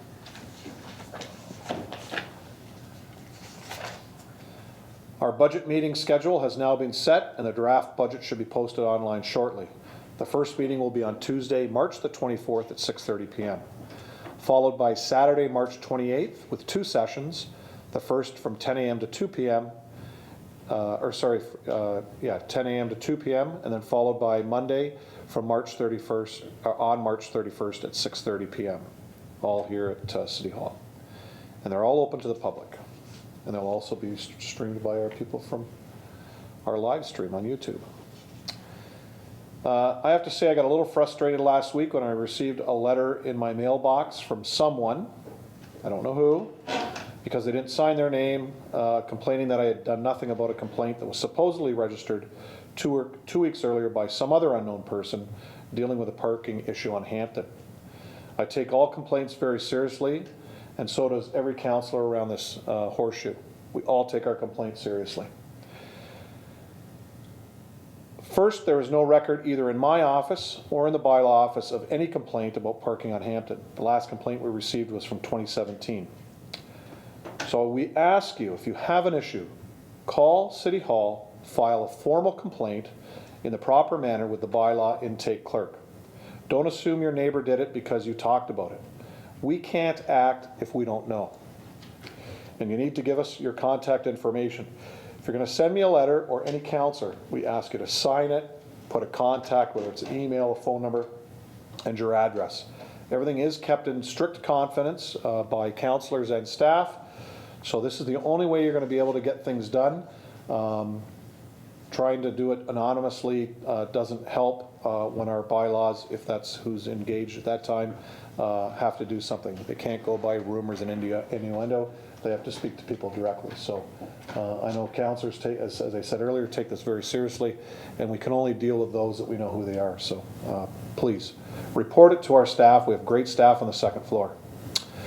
On Saturday afternoon in Pittsburgh, Port Colborne native NHL linesman Derek Amell skated in his 1,500th NHL regular season game between the Pittsburgh Penguins and the Washington Capitals. Derek worked his first NHL regular season game back on October 11th, 1997 in the same city of Pittsburgh. And that was Carolina Hurricanes at the Penguins that evening. And that was at the old Civic Arena known as the Igloo, which was across the street from where his milestone was set on Saturday. I remember Derek from his minor hockey days. I had an opportunity to try out for one of my teams. He didn't make it. For those that don't know, back in midget, Derek was very short, and he's over 6'4" now. So it's amazing how he just sprouted. He started officiating when he was 21, and in his second year at Durham College in Oshawa, he was taking chemical engineering technology at the time. He used to play hockey with the referee assigner's son, and after running into him, his friend said that his dad was looking for referees. After talking to the assigner, he ended up going to the next officiating clinic. He received a certification and was assigned to novice out of Harmon Arena in Oshawa, and he's basically gone on from there. He moved up the ranks pretty quick due to his size and calm demeanor on the ice, and he worked his first OHL game 3 years later at the age of 24. He worked the OHL for 4 years as a linesman. In his 4th year, the Montreal Canadiens relocated their American Hockey League affiliate to Hamilton, creating a need for more AHL officials to form a staff of local linesmen and referees in the area. Amell was selected along with 5 other Southern Ontario linesmen to work the games that year. That year he ended up working the OHL finals and also got the chance to work the AHL Calder Cup finals because that year Hamilton Bulldogs made it to the championship round for the Calder Cup. In the summer of 1997, the National Hockey League offered him a minor league contract called a 40-40 as a linesman, splitting his duties between the American Hockey League and the National Hockey League. He was promoted to a full-time NHL linesman status in the summer of 1998 and hasn't looked back. Derek has officiated at World Cup Hockey, Winter Classics, All-Star Games, the Winter Olympics, NHL playoffs, and Stanley Cup finals. In fact, in Game 7, he came in the third period when one of the linesmen was injured when the LA Kings won their second Stanley Cup, I believe it was. And Derek was also voted by his peers to sit on the NHLOA Executive Committee back in the fall of 2017, and that's a position he still occupies today. Derek lives with his family in Pittsburgh. I haven't talked to him since last year, or about a year and a half ago, when we inducted him into our Wall of Fame at the Valet Center, but I've seen him line in Buffalo a couple times this year, and I watched him on TV on the weekend. So, we are proud to have Derek in the NHL, and I'm sure everybody in Port Colborne is just as proud as this council. Yesterday was International Women's Day, a global day celebrating the social, economic, cultural, and political achievements of women. Growing up, my mother and my Aunt Olive were two very important women in my life, and now, of course, my wife, Debbie. I'm fortunate to be surrounded by many strong women here at the city, from councillors to staff. This evening's a great example of that. We will continue to celebrate on Wednesday at the Guild Hall for Port Colborne International Women's Day celebration with guest speakers Phelan Shaw and Debbie Zimmerman, former regional chair. I also want to remind residents to be vigilant with door-to-door sales individuals.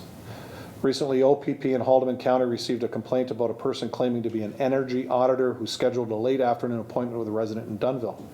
The unknown person went inside the home for an inspection and proceeded to ask to see utility bills. The suspect informed the resident they qualified for a monthly rebate and would apply for the rebate on their behalf. The contact number supplied by the suspect after his visit was out of service when the resident attempted to reach out to confirm the rebate. The resident reached out to the Ontario Energy Board and was told there was no applications filed under their name. The OPP has received several more queries about a representative from Save On Energy visiting homes. We've had people trying to sell water purification systems, furnaces, and telecommunication systems. So we ask you, please don't let anybody into your house you don't know or trust. This morning I also contacted our Niagara Regional Police Services based on this OPP information. They haven't had anything come in yet for Niagara, but this group is working Southern Ontario, and they were in the Dunnville area close to the Wainfleet border. So if you do hear of anything out there, please call within the Niagara Regional area, please call the NRP, and they'll obviously speak with the OPP if it's the same culprits that are out there. You can also contact your counselors. They'll contact my office, and we can contact our police services for you. I also want to touch briefly on the coronavirus, or COVID-19 as it is now known. As a community, we are relying on Niagara Regional Public Health for advice and direction. Information for the public is available on their website at niagararegion.ca. The Government of Ontario also has information on their website, ontario.ca, which is being updated daily at 10:30 a.m. in the morning and 5:30 p.m. in the afternoon. As an employer, our senior staff have met to discuss worker safety, business continuity planning, and a planned response if the virus becomes prevalent in Niagara. Currently, there are no cases in Niagara, and the risk of infection is extremely low at this time. Therein ends my mayor's report. Any questions? Great, thank you. Councillor Butters, Regional Councilor's report.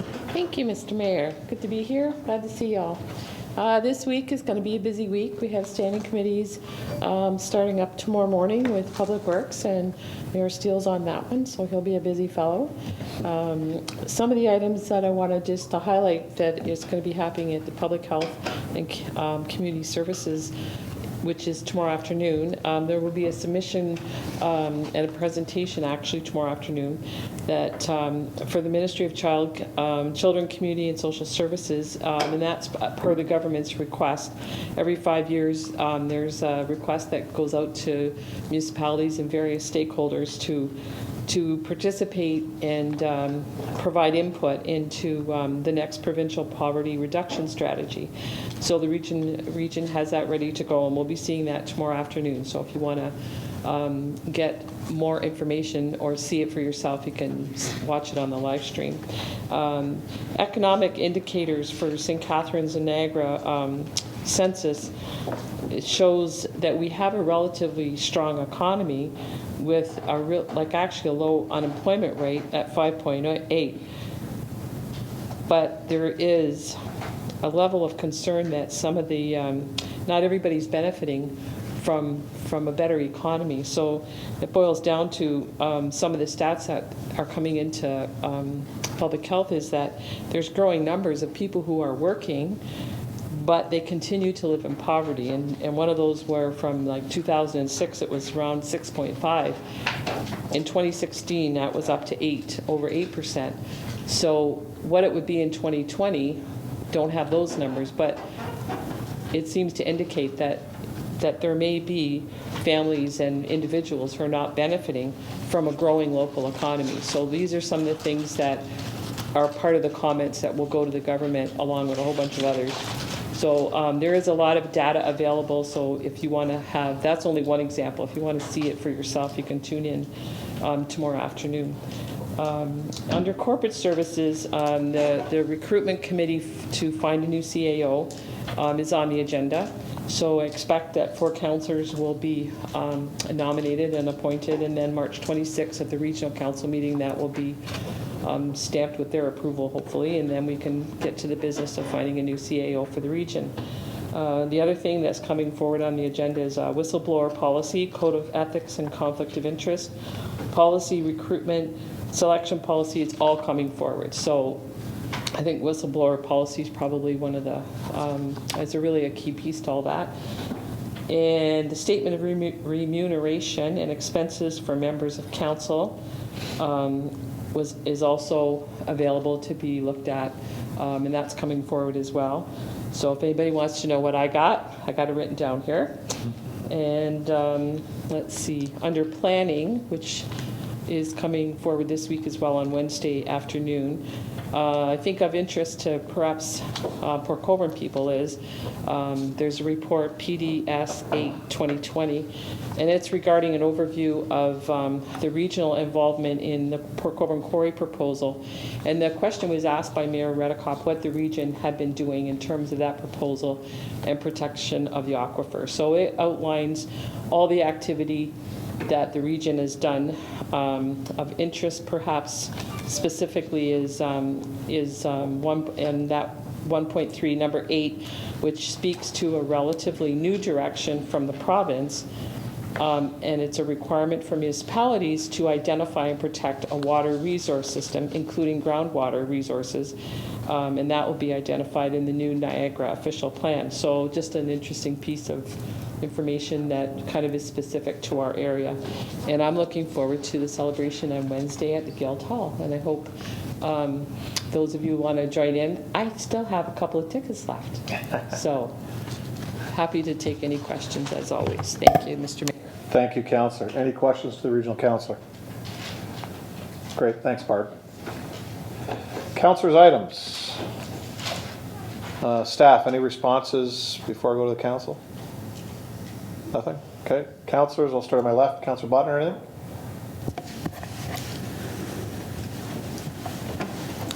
Thank you, Mr. Mayor. Just a little announcement that Sunday night was the Sherkson Community Center Chili Cook-Off. Judges were Nicole, Harry, and myself. Councillor Butters won 3rd prize, I think? Second Wow. Prize. And I think we're all fully recovered now from excess chili. But it was a good time. I don't know, I think it must have been around 90 people there or something like that. It was packed. It was lots of fun. Nicole's first judging, so I think you're in now, so you'll be kind of the one they go to. So thank you, Mr. Thank you, Councillor. I was invited to be a judge, but I was in Ottawa visiting my son on the weekend, and I thank Nicole for stepping in. So, would you bribe her, Barb? Or? No, I don't know. She must like sweet. Well, it was good last year, so I'm sure it was good this year. I picked for one. Councillor Clayliff, anything? Just one item, Your Honor. Going through you, but there's nobody here from Ops tonight to ask about, so maybe I should.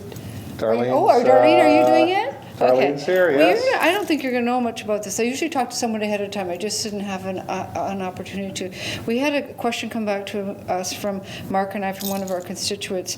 It was just the safety issue regarding Stanley Street and what was going on the end of it. And there was to be a report done. They were looking into it, and they had answered a couple of the questions regarding the no sidewalks, speed limits, stop signs, those kinds of things. And we've had a request back for an update on it. That's all. Just wondered if they could.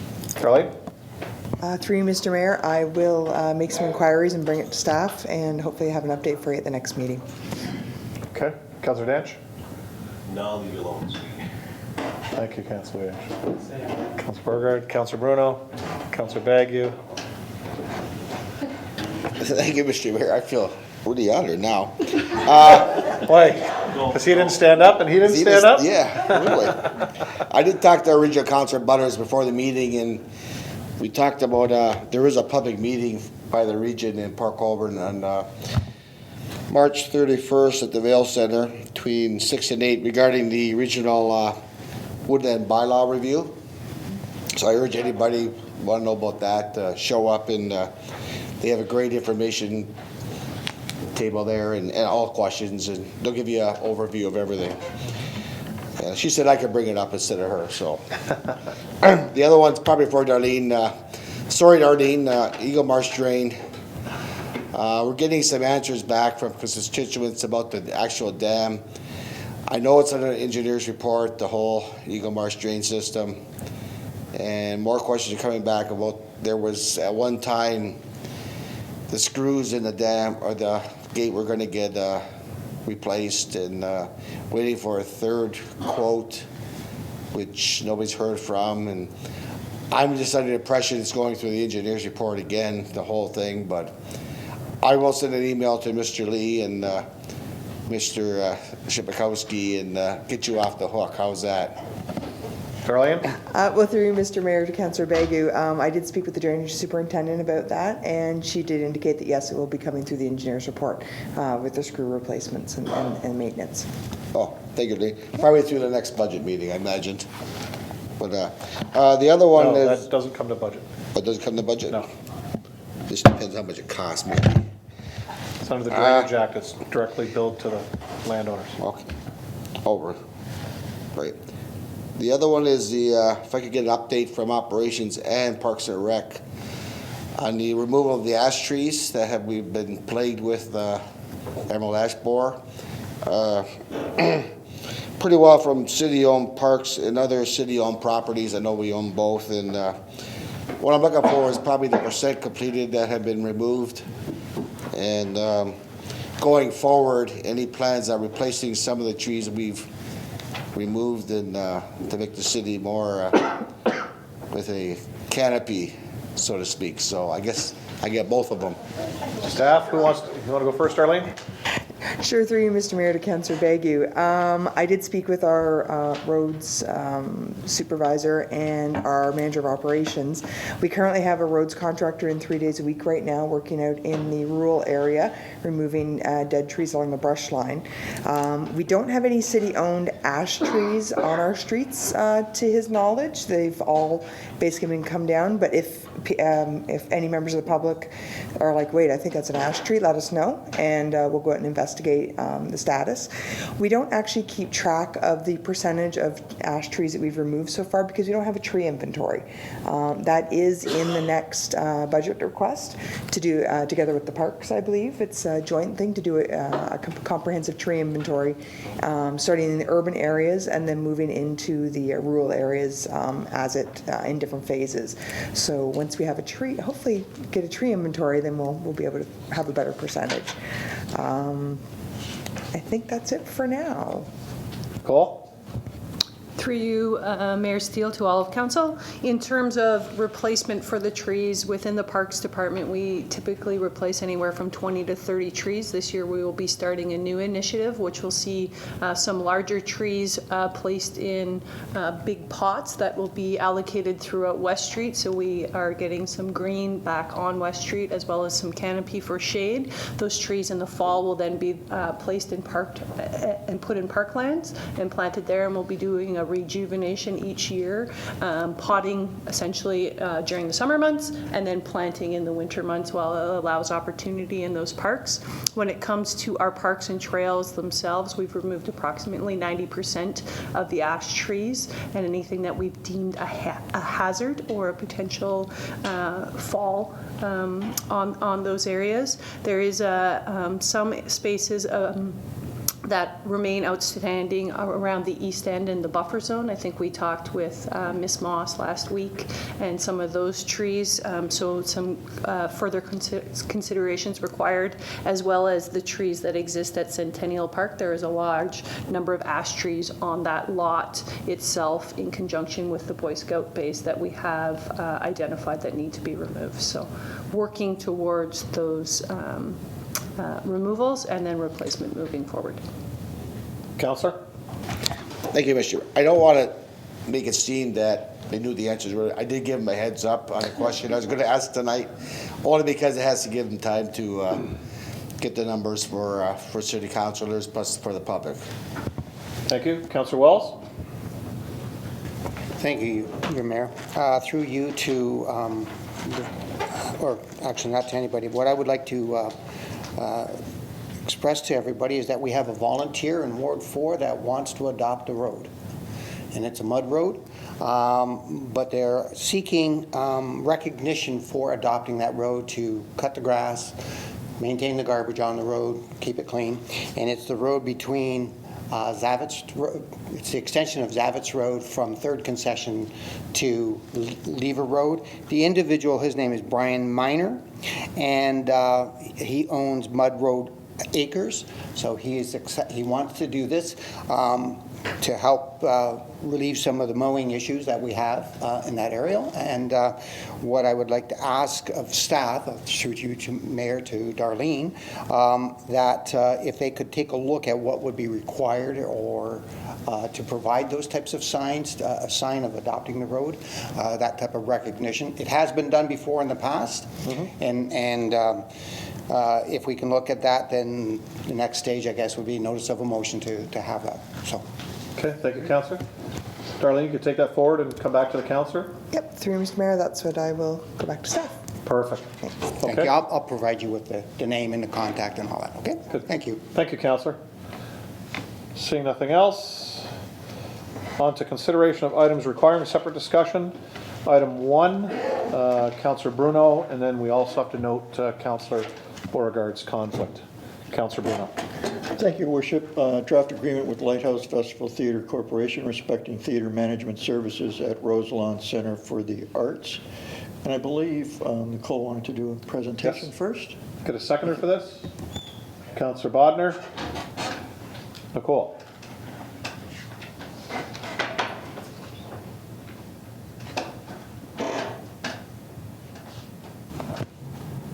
Thank you, Council, staff, and audience. We're here to discuss the agreement that staff and our partners in Showboat have been working on since dating back to November of last year. If you recall, earlier this year, we approached Council with a proposed draft agreement to enter into an extended agreement to provide theater-related operations at Roselawn. So that's what we're here speaking to you on behalf of, is that agreement as it relates to theater operations at Roselawn.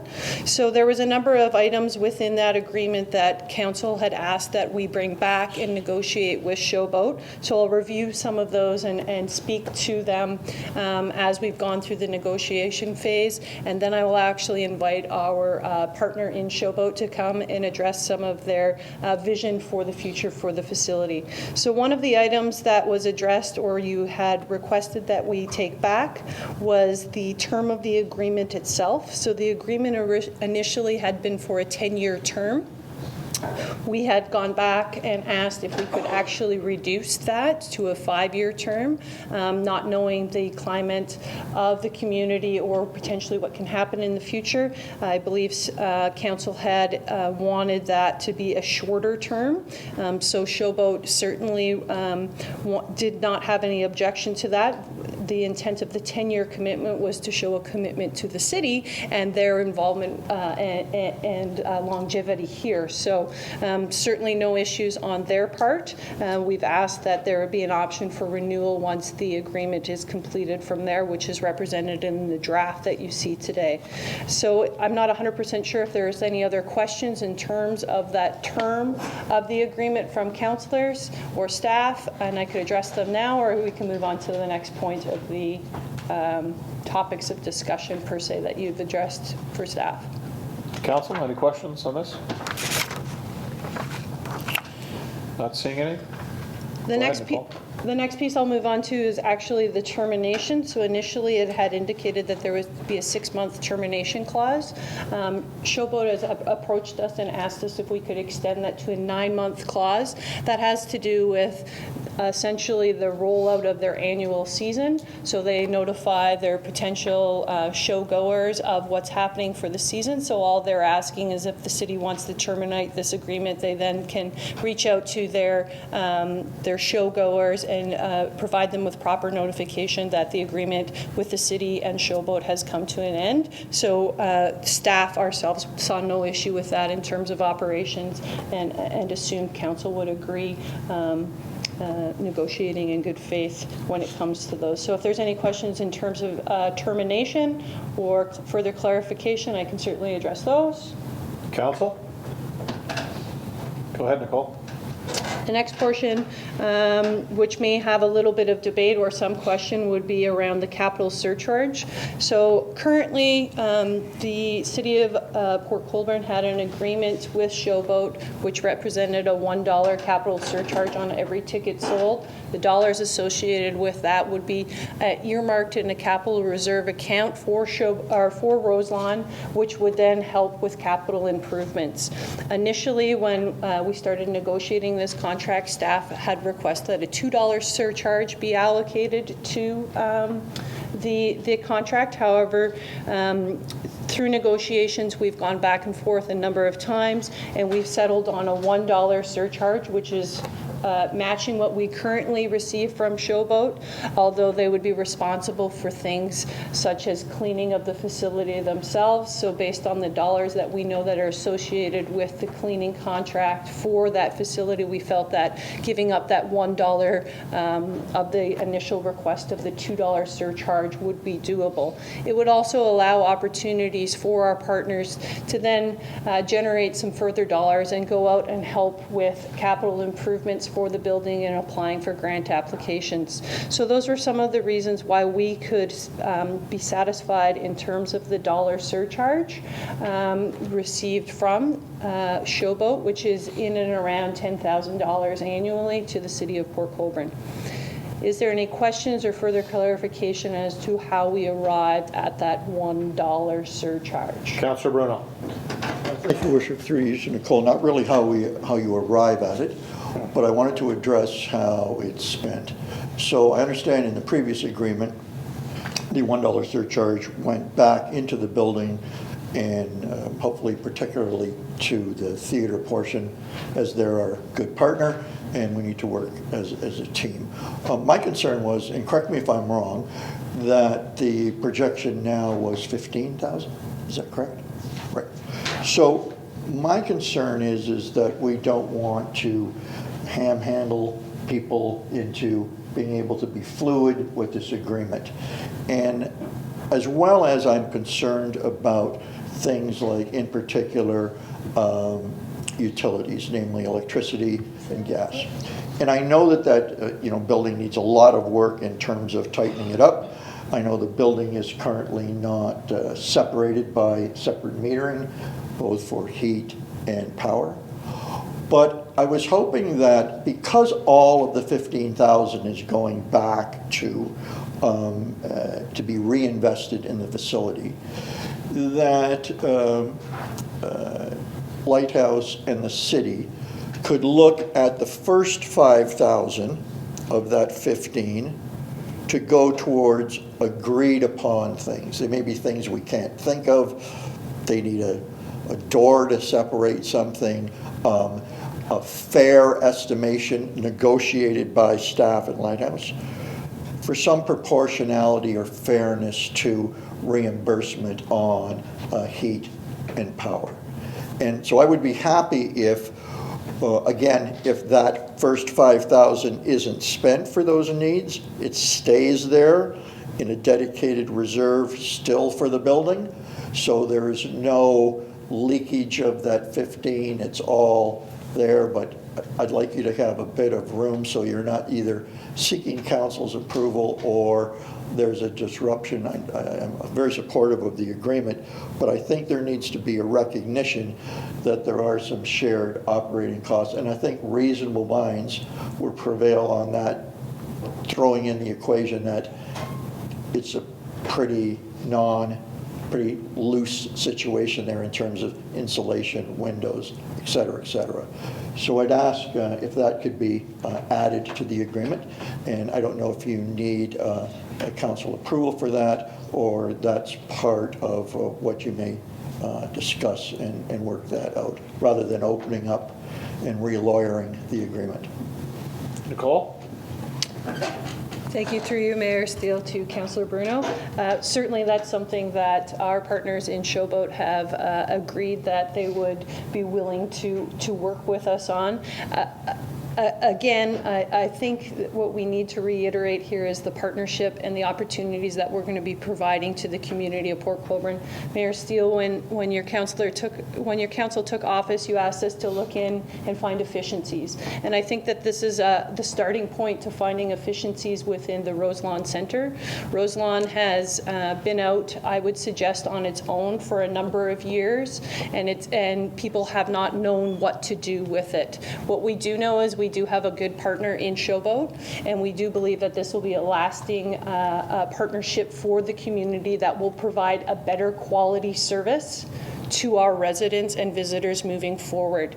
So although we may not be receiving the most revenues humanly possible at this point, I believe that with this agreement, there will be next steps moving forward. We are going to get better at finding energy efficiencies within that facility. Collectively, we are going to apply for grants together to reduce energy costs.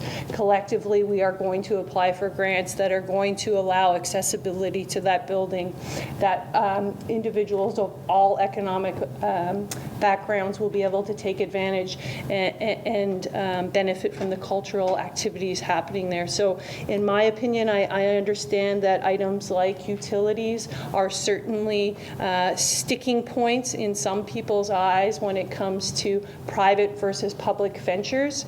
But again, when it comes to that building, there are a number of inefficiencies that I think we are moving slowly towards improving. So this is our first steps. We feel is, again, we will be providing a better quality service to the citizens of Port Colborne by entering into this agreement with Lighthouse for extended theater services. Thank you, Nicole. Councillor? You're fine? Okay. On that subject? On that? Yep. Go ahead, Councillor. Through you, Mr. Mayor, to Nicole. I understand what Nicole is saying, and I'm looking at this as being a nonprofit. I'm looking at the fact that this is also, we're looking at the Showboat section of the mansion. We also have the other section of the mansion. There's utilities associated with both. Right now, we're paying for everything.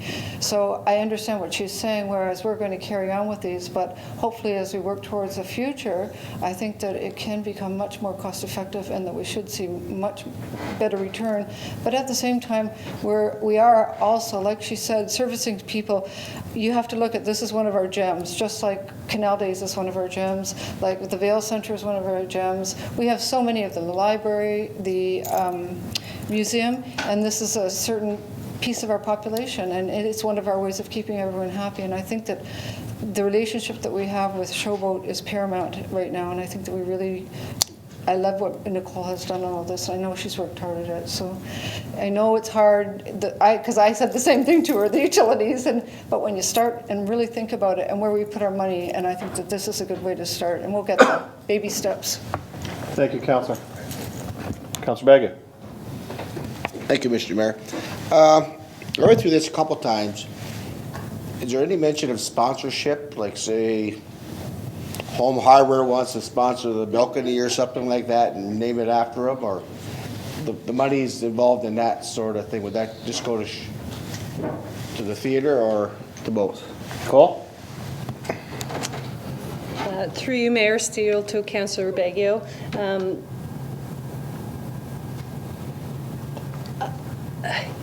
Yes, so there will be opportunities, again, within the Community Service and Economic Development Department. We are looking at sponsorship opportunities at all of our facilities within the City of Port Colborne, so there will be naming opportunities moving forward for each one of those.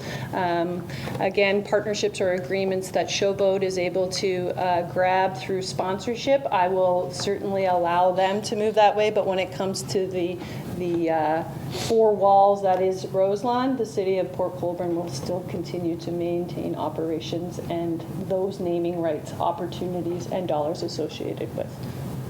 Thank you, Councillor. Okay, anything further, Nicole? Just one piece. Again, I remind Council of the plans that we do have in a Parks and Recreation Master Plan, and we feel that this agreement hits many of those components within that plan. I'll just read over the 5 goals of that plan because I'm going to be here for the next 10 years reminding you of each one of these. So we believe that this partnership will improve accessibility and inclusiveness up to all citizens of the City of Port Colborne. Goal 2 is partnership and collaboration, which will build capacity to promote healthy lifestyles through partnerships and collaboration. Goal number 3 is communication and engagement. We would like to increase Parks and Recreation user retention and grow through the implementation of strategic communication plans and efforts. Goal number 4, innovation and building capacity. Being innovative leaders in developing and providing recreation services that promote healthy lifestyles and well-being. And finally, optimization of infrastructure, programming, and service delivery to effectively deliver parks and recreation services. We feel as this agreement will help us meet each one of these criteria. Great, thank you. Councillor Bruno? Well, Councillor Bruno, I'm going to go to Councillor Wells, who's spoken. Councillor Wells? Thank you, Your Worship. Through you to Nicole. I've had a few people question me in regards to the process of awarding this. Maybe can you walk us through how we decided to end up with a lighthouse? Nicole? Through you, Mayor Steele, to Councillor Wells. So again, prior to this, the agreement, I could be wrong, is with Showboat is from 2013. 13 originally, so we've had a number of renewals within this agreement. The last agreement was from 2017 to 2018. For the last 2 years, we've been renewing within. So the clause within that initial agreement said renewal and or renegotiation. So we feel as if we are renegotiating with an existing partner. Secondly, I've asked the Clerk's Department to do a little bit of research when it comes to the procurement policy. I would highlight section number 676 as it relates. Again, I think we are rostering a professional when it comes to this matter, and although there may be other theater production groups in the area, we felt as if the long-standing agreement that we have with our partners in Showboat would certainly justify the need for the renegotiation of this contract. Thank you. Thank you. Councillor Bodner?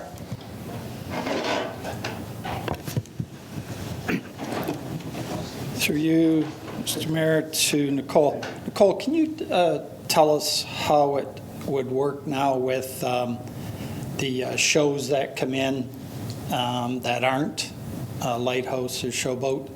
Who controls those? Who gets the profit from those? And will they continue?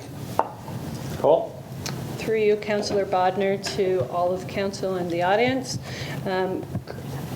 Currently, the City of Port Colborne has entered into agreements with Bill Cult Productions, and we have negotiated that all of those contracts will be transferred over to Showboat, who has a long-standing agreement and relationship with Bill Cult in Port Dover as well, so are very familiar with the agency. The intention of this is to bring more shows to the City of Port Colborne, and we will continue to receive revenues for those. Okay, Councillor? So we're pretty sure that the financials that are here are the best that we have available. That really shows us what we can expect in the next 5 years or so. I think. Are you going to look at it and come back to council before that 5-year term is up? Cole? Through you, Mayor Steele, through Councillor Bodnar, yes, we will be reviewing as a part of the reporting requirements. You will see a quarterly report in terms of financials being turned over from Showboat, as well as a year-end presentation from them discussing the amount of shows, the quality of production, as well as the individuals partaking. Okay, Councillor? Thank you for that. I'd just like to say that I think it was a good decision. I think I had some of the same inquiries that Harry had about why aren't we looking outside for something like this. I think past history will tell us that we have a good partner in this. It's not, and why would we look outside for something that we're quite happy with, and looking at what is projected to happen in the future, I think it was a very good move. And I guess while it's not a comparison, I had a talk with a former councillor who is here tonight, so you can figure out who it is. But hey, David. So it's true, there is a comparison in there with the Y and Lighthouse, and while they're not, there was different reasons for doing it. I think the thing that the same is that the Y was a professional organization. Councillor Bruno touched on it tonight. Where would we be if we were doing it right now? Not where we are with the Y. So I think that's like Lighthouse or Showboat, same thing. I think we made a good move. We got a professional organization in there that certainly knows, because yeah, they've been putting on some really good shows, but the whole atmosphere in there wasn't what it could be, right? We don't have the expertise in what should be. If you go to the theater, what's expected. I think you're going to see a huge change, and I think it'll draw more people. Simple as that. Thank you. Thank you, Councillor. I got Councillor Bruno, then Councillor Clayliff. Thank you, Worship. Just 2 questions and a comment. One is I've received some questions from friends of Roselawn who are concerned when they have their yard sale and other things that they've carried on, that now we have an agreement that is about 45%, I believe, of the square footage. And Lighthouse Showboat has, let them use their area. And so I wonder if you could speak to the issues of friends from Roselawn, if you've spoken with them, if their concerns are or can be dealt with. That's question 1. Nicole? Through you, Mayor Steele, to Councillor Bruno. Yes, I have spoken with the Friends of Roselawn when it comes to this agreement. We spoke to them back in November. That's when we initiated the conversation, so they were aware of it at that time. When it comes to the building itself, we were just dealing with the theater component when it comes to this. So we've reached out to our partners in Showboat, and they have agreed that the space that typically has been allotted to the Friends of Roselawn for their various events would be made available to them. When it comes to the rest of the utilization of what I will call the House of Roselawn, that will have to be dealt through with the Economic Development Officer and the CAO's office in terms of the incubator project and availability moving forward. So I would certainly urge them to reach out to those individuals. Great. And the second question, Mr. Mayor, through you to Nicole, is previous council meeting, we dealt with the incubator in most of the balance, or all of the balance of the facility. And I'm quite impressed with the fact that there's procedures, rules, the financials, the savings, how expenses are going to be handled, partnerships. And I'm not sure that I have a good understanding of the other side of the house's commitments, agreements, because I don't want to use the term divided house, but you're looking after this, and we have economic development looking after the other, and oftentimes that can cause some issues. I'm more concerned about getting it right. I think this agreement's emblematic of a great agreement that we could use for other partnerships. But I'm just wondering if you can speak to, or if we can have, and I don't know if you have any control in that area, but the other side of the building and the information I'm asking. Nicole? Through you, Mayor Steele, through to Councillor Bruno. In terms of the incubator project, I do believe it's a pilot project, which is set to be 6 months, and then a business plan will be produced with some recommendations moving forward. In terms of the logistics of how each one of the potential vendors will be allocated space or access to the building, the Economic Development Office and the CAO will certainly be able to provide you with that response. So I will reach out after this meeting to both of those individuals and ask that a report be provided to council for that. Great, thank you. And as for my comment, with respect to our partner and continuation there, for me, Ron, who's been Showboat dedicated volunteer, customer on previous boards, that endorsement is good enough for me. And I hope good enough for us all to realize that we've got a great partner here. And thank you very much for, I won't say rescuing, but you were there for us at the right time, and that relationship is good, and thank you very much. I'd like to continue that. You know, just as an aside, if you're looking for inspiration on a production, I mean, you've probably sat here for an hour or so tonight and watched previous meetings. That might be an idea for a future show. I don't want to comment any further. Finally, Nicole, to echo what Councillor Leila said, I think we've experienced in this agreement the template for how one should be done in terms of your consultation with counselor, working with the partner, bringing back a very tight agreement that protects both sides, is flexible, doesn't tie us into anything long-term. So I'm really pleased with that proactive work. And, you know, please do more of the same. I mean, recently, just the marina one, 2 weeks ago, that RFP, as good as any I've ever seen, and bringing it forward to encapsulate the season. You're dealing with reality and trying to get things done in a timely fashion, but as professional as possible. And finally, just even on the park maintenance issue, a year trial, make sure it works, ensconce it in an agreement. Your handling of employees that are leaving the employ of the city. I just think it's first-class work, and oftentimes it's easy for us to criticize, but those are just 3 examples that tell me we're on the right course in your division, and keep up the good work. Thank you. Thank you, Councillor. Councillor Clough. Through you, Mr. Mayor, I would like to ask at this point, it is actually the Friends of Roseland that my concern is for at this point. Because they're on the other side of the house, as we were talking about, they've been aware of things, but they've just been kind of unaware. And there was a meeting, I know Nicole met with them this morning, and I've spoken with them today. And I would like to ask for a direction from you that we can have they can set up a meeting right away tomorrow.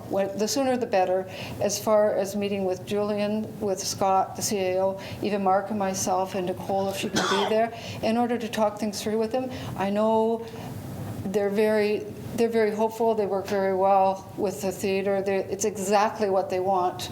They just need to be helped through this. They had some things planned. They have a new capital campaign planned. I know there's money there that they're wanting to do things. I want to make sure that we do this right and that we have them on board, and we really need to do it quickly. So I'd like to ask if you could maybe ask staff to do that. Councillor, Nicole has already brought that forward through Councillor Bruno's questions, that she'll be talking to But I would like the CAO and the EDO's office to move forward with that. She's going to start with this tomorrow. Set up a meeting with them. That's what she's going to do, take this forward. Great. Councillor Bodnar. Okay, I think that was an important distinction, because I know Nicole said they should contact us. No, we should contact them. And it was probably just a misspeak, but, you know, Friends Roseland is a big part of that, you know. Facility, yep. I think Bill Thomas and I kind of gave birth to them, and you know, it's turned into really a force of nature there. So they have to feel included, and I'm sure they will once the discussion is made, and they can contribute greatly to that house side of things. Good, thank you, Councillor. Councillor Bagu? Thank you, Mr. Mayor. I think it's a great deal. My only question, comment is the wheelchair accessibility to the theater. I really would like to see that completed. Like going in on Algon Street, this doesn't cut it. People should be going in the main door like everybody else. So I hope you would push that in this agreement. Cole? Through you, Mayor Steele, to Councillor Bagu. Yes, we continue to work on accessibility. I believe engineering is working on the last stages of training, as well as the install for those ramps within the facility. One point that I did not mention as a part of this agreement, we went back and forth with our lawyers on a number of items that we felt that we didn't really want to cloud the waters in terms of day-to-day operations. We didn't want to be telling Showboat how to do their work, and they don't want to tell us how to do. But we both believe that this partnership is going to be long-standing and have some value to the community. So we will be also providing, in addition to this agreement, a letter of understanding that will outline some of the topics. Accessibility is one of them, but environmental sustainability is one. Currently, the municipality is looking at forming a climate lens, and some of these type of items are on there when it comes to going green. So we've already spoke to them about reducing waste at the facility as well as recycling. So those will be areas. Affordability for services. Currently, Showboat offers in Port Dover opportunities for those with economic disadvantages to partake in programming when it comes to youth services or even viewing shows themselves. So we'll continue to work on options there.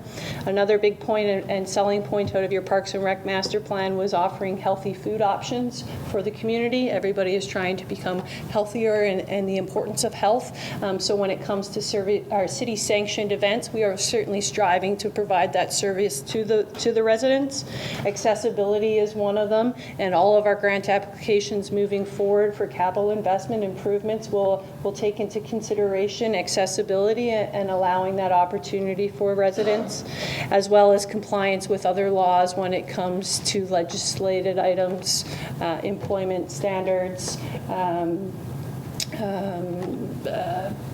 just general operations and meeting requirements. So those are things that we're going to be working on a letter of understanding, because again, they understand that there is an appointment and they want to be in this community and have a long-standing relationship with the city of Port Colborne. Thank you, Nicole. Thank you to Lighthouse Festival Theatre. This actually goes back probably at least 25 years ago that Showboat Festival Theatre started in Port Colborne. And when they passed the baton to Lighthouse, who came in and took it over to continue to have live theater, professional theater in Port Colborne. This is a long-standing tradition, and the two organizations we've dealt with over those 25 plus years has been good here in the city of Port Colborne. So thank you, ladies, for coming this evening. So Nicole, any further questions? Great job, Nicole, as what Councillor Bruno said. Seeing that, All those in favor? That's unanimous. Item 2, Councillor Wells. Planning and Development Department, Planning Division, Report 2020-25, subject Mineral Aggregate Operation Zone. Seconder for this? Councillor Bodnar, Councillor Wells. I have a couple questions and then a comment on that through you, Your Worship, to Dan. In your report, you have identified both asphalt recycling and asphalt manufacturing, but there is a difference between the two, at least in my experience. Is there any reason why we wouldn't include both of those in the prohibited uses? Dan? Through Mr. Mayor to Councillor Wells, I think it's important to note that manufacturing itself is a pretty broad term.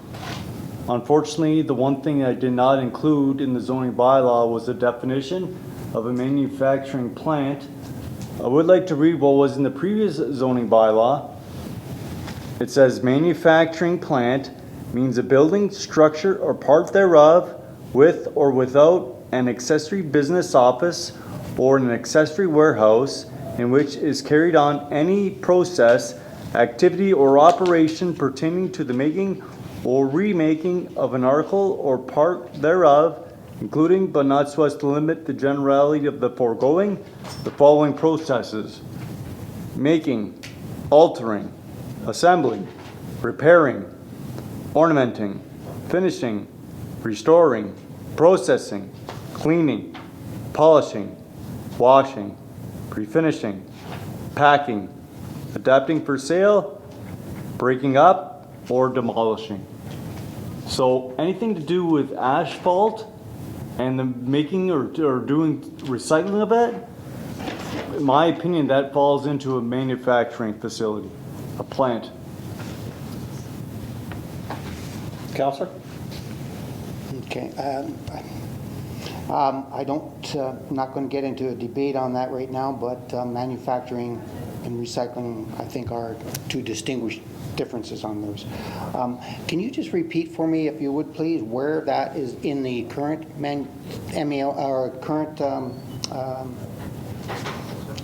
zoning bylaw? Through you, Mr. Mayor, to Councillor Wells, as I mentioned, it was omitted from the bylaw. This is from the previous zoning bylaw, the definition of the manufacturing plant. So right now, it's not in the bylaw? Correct. Okay. Then I have a question, not a question, but a comment. Earlier tonight, we approved receiving the information in regards to the new provincial plan policy. In the provincial plan policy, we, as officials that have the authority to make planning or to approve planning matters, have a responsibility. And that responsibility is that we shall make sure that those matters that we approve are consistent with the policy statements that are issued under that Planning Act. That policy, Planning Act, puts us into a double-edged sword.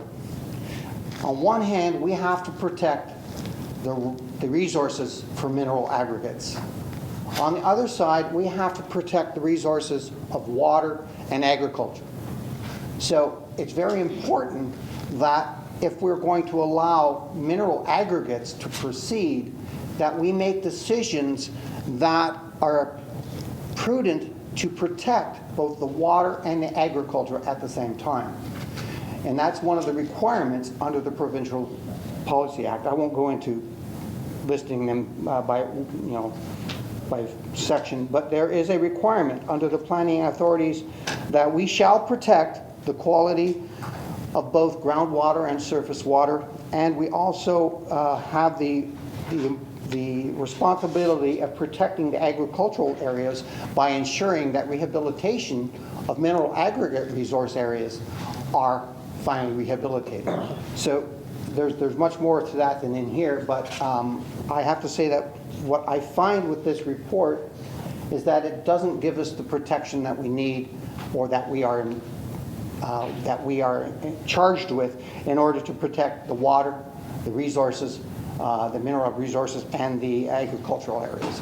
So I think what we need to do is refer this back to make sure that these areas are all covered efficiently. As we just heard, that asphalt manufacturing is not in there. And asphalt manufacturing has been identified as one of the prohibited areas by the Aggregate Resources Act for that in certain areas. And unfortunately, one of our areas is because we have so much water at the same time and it's shallow, we end up being close to the groundwater level, we end up being close to the surface water level, and the expansions areas or the resource areas that are left within Port Colborne exist in agricultural properties. So we have that double-edged sword, and I think we need to go back and really look at this, the mineral aggregate REIS portion of the zoning bylaw to make sure we have all those provisions in there to protect all three of those. Thank you, Councillor. We also have a delegation with regards to this item. Jack Kalinga is here for this one. Jack, if you want to come back up. Jack's address is 770 Highway 3.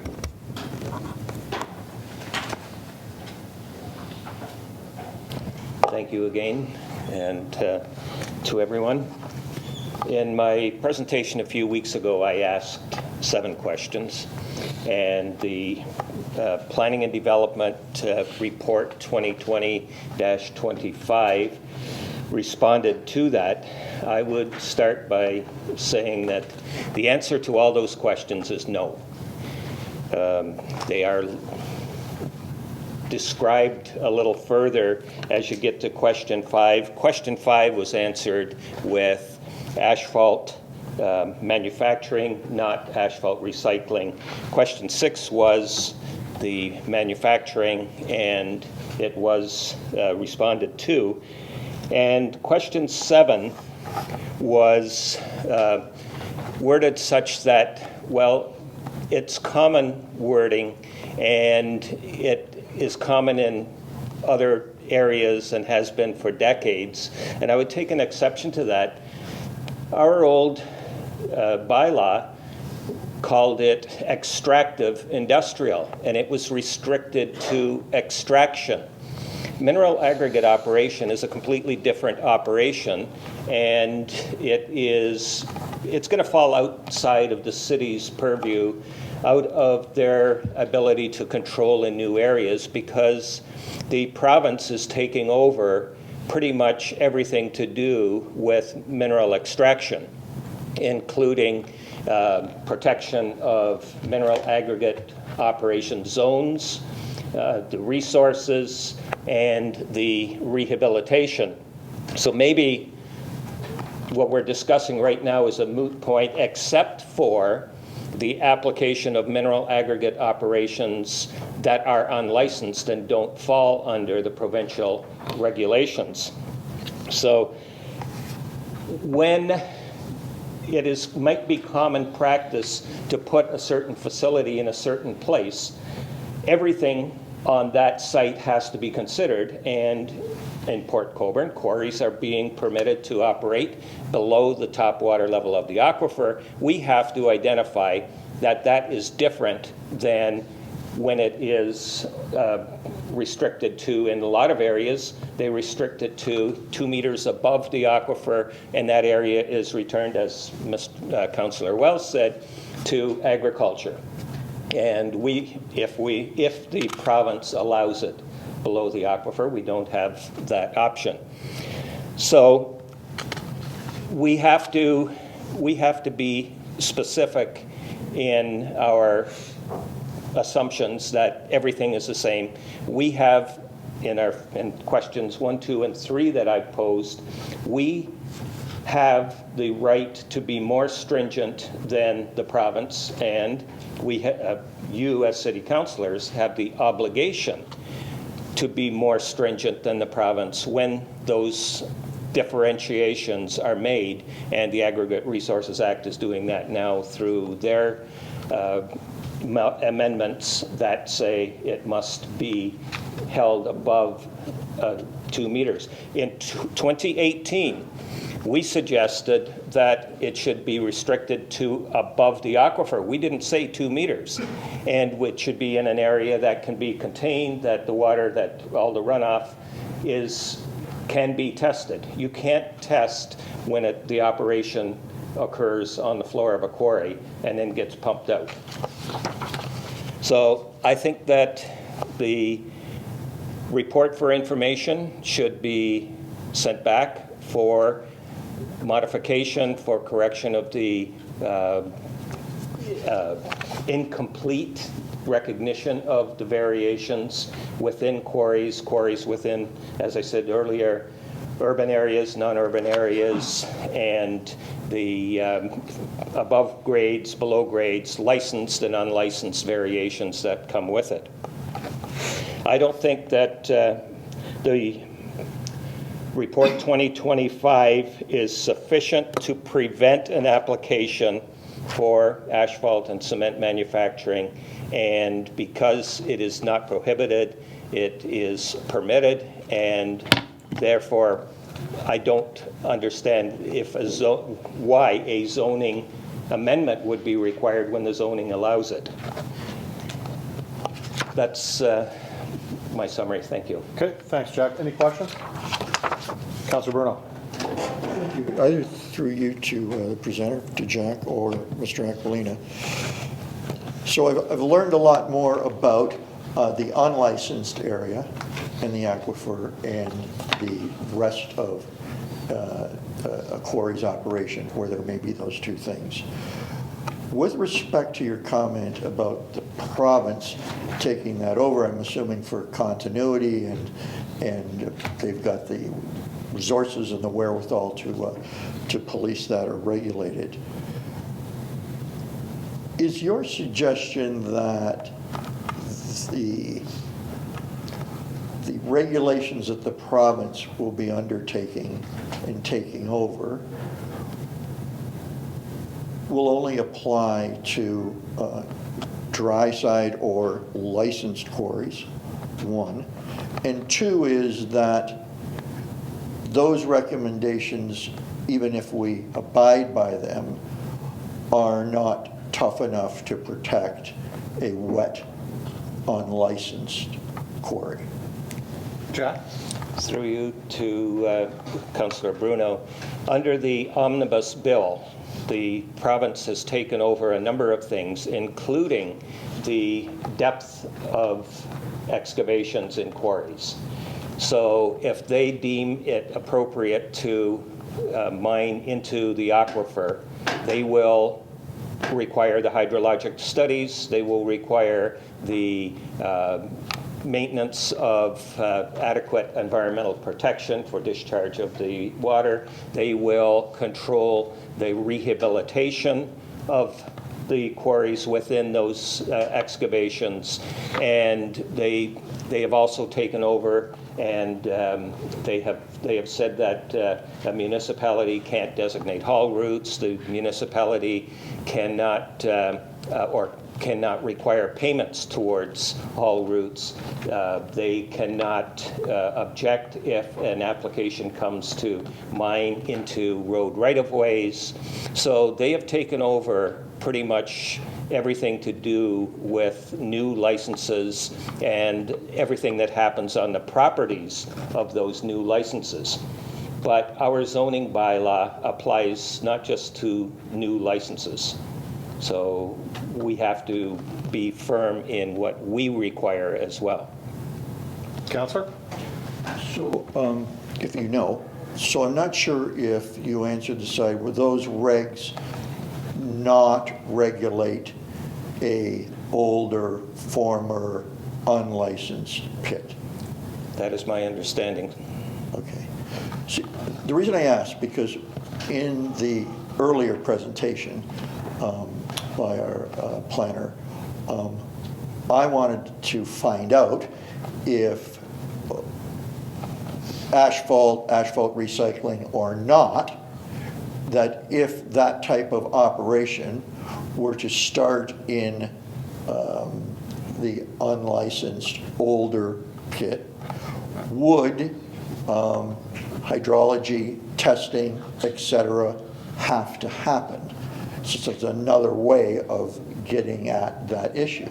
To which the answer was, we'll have to look into it and get back to you. So I don't want to reinvent the wheel if I'm being told that minus those words and the zoning, that an existing quarry, unlicensed, still has to go through that hydrology. Then my concern is that when you have to start listing uses, we could pull out a dictionary and guess at every one we want, and maybe polymers aren't on there, and then that goes in there. So I'm hoping that the legislation you're talking about, that the answer that's going to come back here says, it doesn't matter if it says asphalt recycling or concrete, all these environmental tests still have to happen. And I don't have an answer to that. If I may, to Councillor Bruno, what we have seen, in fact, almost immediately after the passing of the interim control bylaw, and I circulated a photograph in Pit 1, there was a tremendous amount of asphalt placed on the quarry floor. And I saw no action to address it. And it was removed that year, and the following year another pile arrived. So we're not restricting it, we're not able to enforce it because it says that it isn't prohibited. So we've got the experience, we know it's happening, and we've lost our teeth. Councillor? Well, I guess I'm still... The crux of the debate was recycling or manufacturing. I take your point, it was dumped there, and I don't know that that would have gotten covered with manufacturing or recycling put in. In other words, it's something that should be looked at, it's something that ought to have been looked at, but I'm not so sure if you list manufacturing or recycling, you'd have captured that. And so that's why I'm looking for just plain use in an existing quarry that's other than the original mining of the aggregate is still going to require hydrology and other tests for that type of operation to occur. And so that's why I'm asked Dave the answer for which he has to go back and check on. If I may, Mayor? Yep. The new proposed Aggregate Resources Act amendments specifically speak to recycling. They don't go to marijuana production or anything like that. They specifically speak to what they know, that what they have science on that can contaminate an aquifer. And that's why they require that it stay 2 meters above that level, because they have the science that that is a contaminant and therefore it should be restricted. What they put it in there for a reason. And we will have to see, this is only an amendment proposal at this time, and I have seen comments from the Canadian Environmental Law Association that suggests that it's too restrictive with just asphalt, as you say. They include things such as all materials that come from road construction sites. So it's suggested it should be even broader. Thank you, Councillor. Any further questions? Thanks, Jack. Thank you. Questions to staff on this report? Okay, Councillor?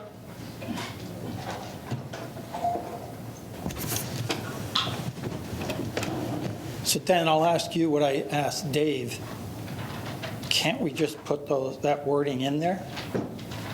Like the asphalt recycling, asphalt manufacturing, and the cement batching and manufacturing.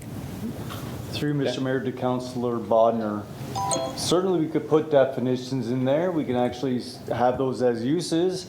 I heard earlier tonight, in fact, that asphalt manufacturing was a permitted use. Well, it's not. It's a prohibited use. It's right in the zoning bylaw that this council approved in 2018. So that use is not one that is allowed, it is prohibited. As I mentioned, I believe in previous conversations to council, if any sort of application or contemplation, it's going to require council approval of not only a zoning bylaw amendment, but also an official plan amendment. And through that official plan and zoning amendment, then there'll be a suite of studies that would be required to support that use. So back to your comment, sure, we could add the comments, we could add the use and the definitions, we could add as many definitions or uses as council would like. It really comes down to proposing those, having the public process, and then putting those into the zoning bylaw. And the other thing we got to keep in mind too, we have to be sure that our official plan allows us to put that into the zoning bylaw. Councillor? So I think Harry suggested we're going to maybe send this back and look at it. So will that explanation that you just gave, will that come forward if we actually do send it back? And you'll lay out that? What I'm hearing is that even if we put it in, someone at some time can request that they want to do that, and then they'd have to go through a process. Say a council's, say we say no, 8 years down the way, a council could say yes. Is that what I'm hearing? That there's always the possibility of, if they go through all the studies and everything, a council can say yes? Dan? Through Mr. Mayor to Councilor Bonner, that is the planning system. That's exactly what you said. Today, the council may not want that and may not approve it. The next council, or the council after this council, or the council 2 council terms away, may come back and approve it and request it, and an application can be made and it would be supported. That is the planning system that we live in. It's a public process. Everything is out in the open, and that is the planning system that we're in. Council, may I make a suggestion? This report came of the 7 questions that Mr. Halinga had asked. So to send it back, I don't think you're going to get anything different from Dan. With regards to what you guys want, I think you should bring that forward as a separate ask for staff to come back, because you should accept this unless you think Dan's responses are wrong and you want him to change them somehow. But that is your answers to those 7 questions from our staff. That's what staff was directed to do. So what's in here and what I heard from a couple of the speakers is the fact that by accepting this, you're not changing any of the zoning or anything like that. All you're doing is accepting that these are the answers to the questions that the delegate had asked at the previous meeting. So I would suggest that the things that Councillor Bodnar and Councillor Wells are talking about, put them as a separate motion to direct staff to bring back. Councillor. To you, Your Worship, I'm a little confused now. Earlier I asked if asphalt manufacturing was prohibited or not prohibited, and I was told it was prohibited, but it's not in what we're being asked to approve. So, but now I just hear that it is in what we are here. So I would ask, Dan, you want where it is. Clarify that for the councillor, please? Through you, Mr. Mayor, to Councillor Wells, asphalt manufacturing is a prohibited use in the zoning bylaw. Councillor.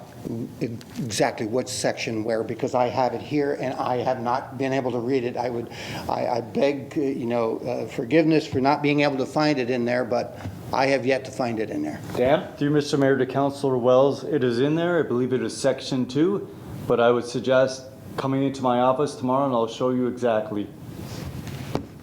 Okay, Councillor? Yes. Thank you. Okay. Any further questions on this report? So as I said, if there's anything further or as far as the actual zoning goes, that has to come back separately. All this is a response back to 7 questions. We're not making any decisions to change any zoning or bylaws or anything. This is just answers to questions. But if you want to get further on this, then I would suggest you accept this as information and direct staff to bring something separate back. Is that clear, Councilor? Yep. Okay, all right. Okay, no more questions. So as it's stated, we are accepting this to receive this for information. All those in favor? For information. All those opposed? It's carried.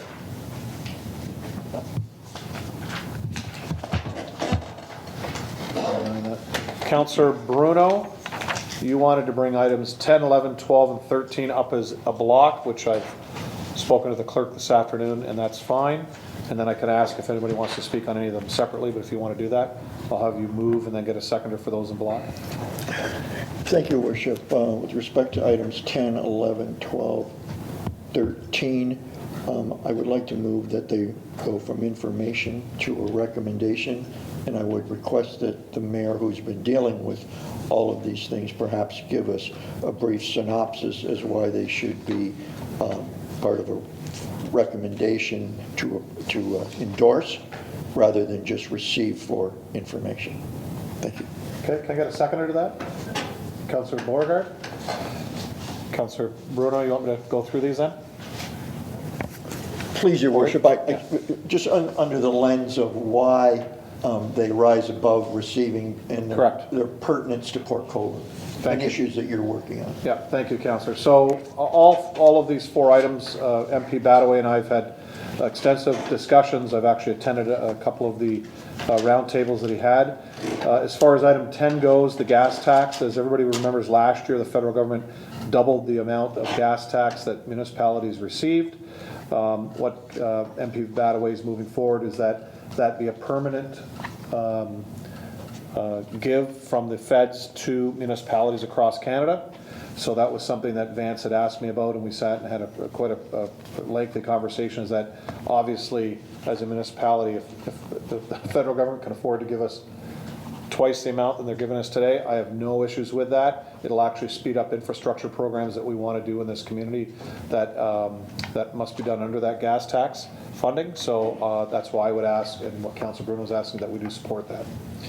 The Great Lakes Initiative that MP Badaway, last year, as everyone knows, I attended the Great Lakes Mayors and Great Lakes and St. Lawrence Seaways Mayors Initiative in Wisconsin. What's come out of things like that across North America between the U.S. and Canada is the fact that the U.S. right now, between their state governments and their federal government, they have a board or a committee that looks after the Great Lakes. We do that as mayors. So a number of mayors across Ontario and Quebec are part of the Great Lakes Mayors Initiative organization.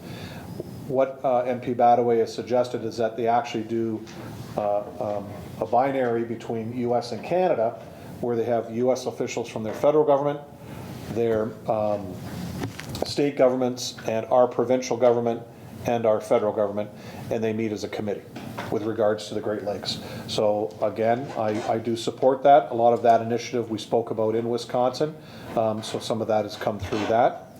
On item 12, the skilled trades. Last year I attended the skilled trades roundtable at Welland City Hall. We had building trades, we had the colleges, or the college, the university. We had the seafarers for their trades, which they have a number of, I think there's 12 campuses across Canada. With the fact that Niagara has less skilled trades employees than because there's a bigger call for that. So through that and that roundtable, that was another issue that I supported as well as everybody else around that table. So we need to support this.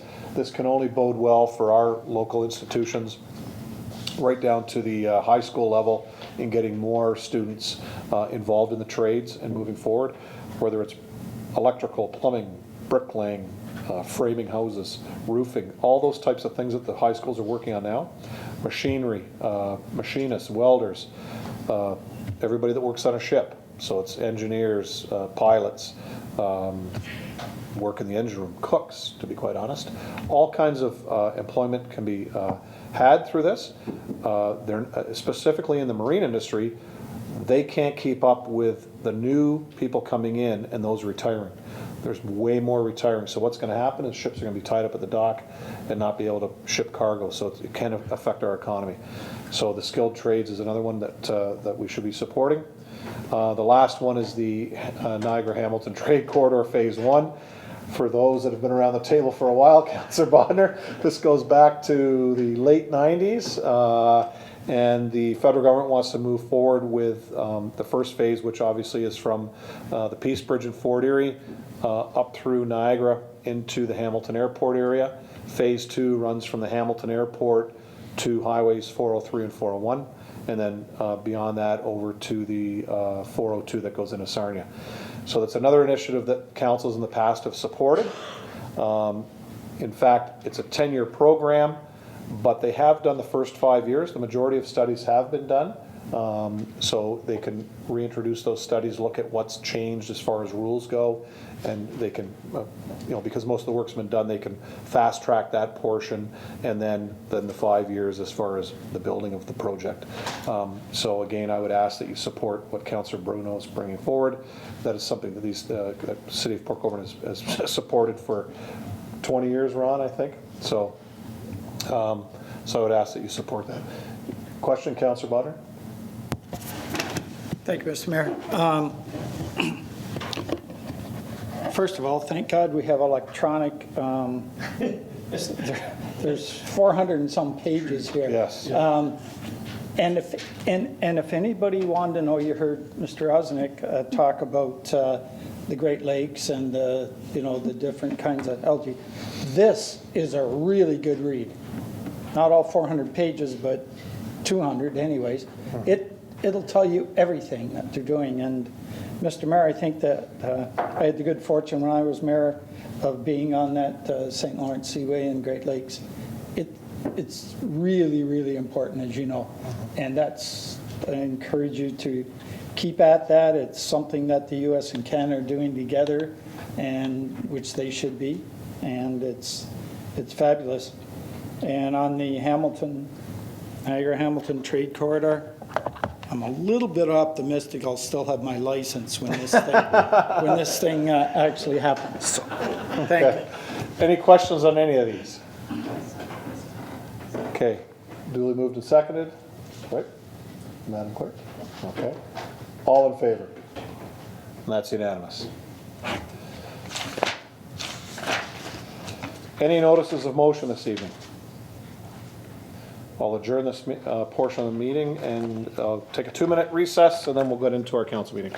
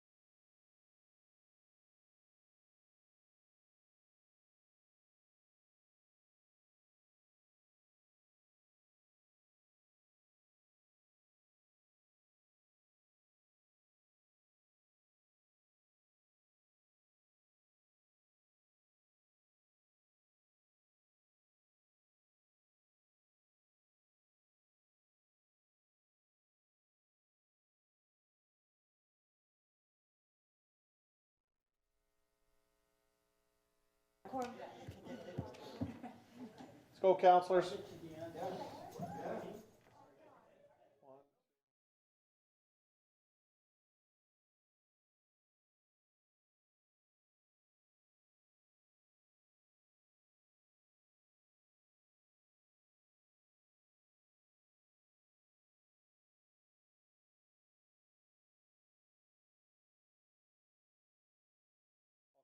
The Committee of the Whole meeting to order. Madam Clerk, introduction of addendum items. There are none this evening. Confirmation of the agenda. Mover and seconder. Councillor Clayliff, Councillor Beauregard. Any questions? All those in favor? That's carried unanimously. Disclosures of interest.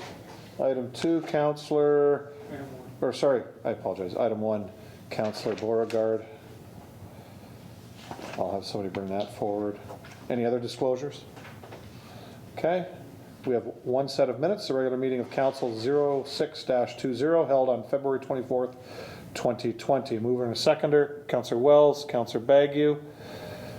Any questions? All those in favor? That's unanimously.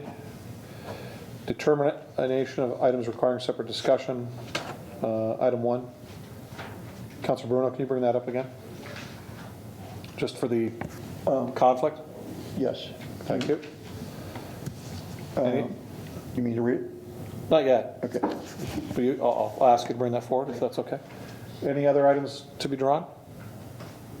Okay. Aside from item 1, I need a mover and a seconder for all the other items. Councillor Bodnar, Councillor Wells. Questions? All in favor? Unanimous. Item 1. Thank you, Your Worship. Community and Economic Development, Parks and Recreation Division Report 2020-30, subject draft agreement with Lighthouse Festival Theatre Corporation respecting theatre management services at Roselawn Center for the Arts. Councillor Bodnar, you'll second that again? Okay. Again, because of Councillor Beauregard's conflict. Any questions? All those? Yeah, you can ask a question. Sure. Go ahead. Through you, Mr. Mayor, to Nicole. Nicole, there was probably contracts negotiated with performers that were coming in before we flipped it over. Did they pay us fees? Like, how did it just smoothly go to them? Or where are we at with that? Nicole? Through you, Mayor Steele, to Councillor Bodnar, all agreements that were signed had deposits paid to the city, which will be reimbursed by Lighthouse, and then agreements carried forward with existing providers. Okay, Councillor? Yep. Any other questions? All in favor?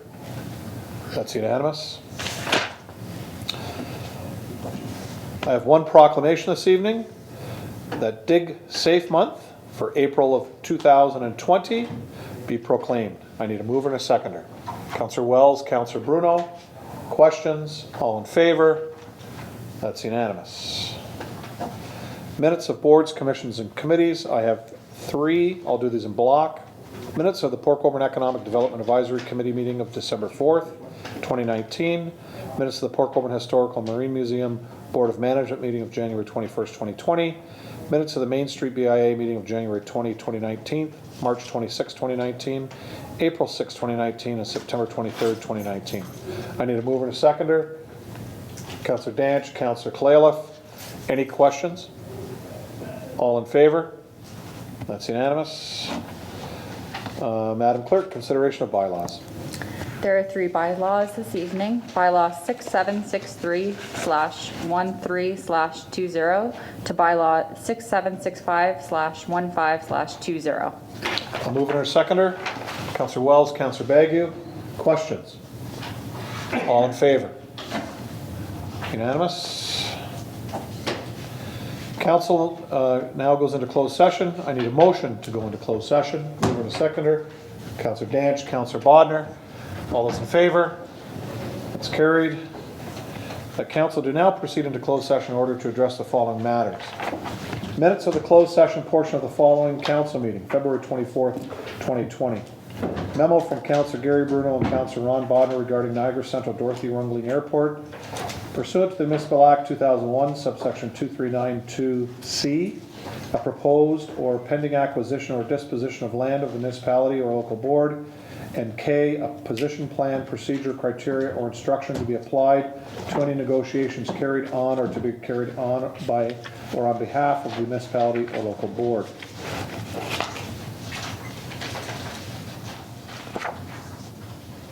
Any disclosures of interest going into closed session for that item?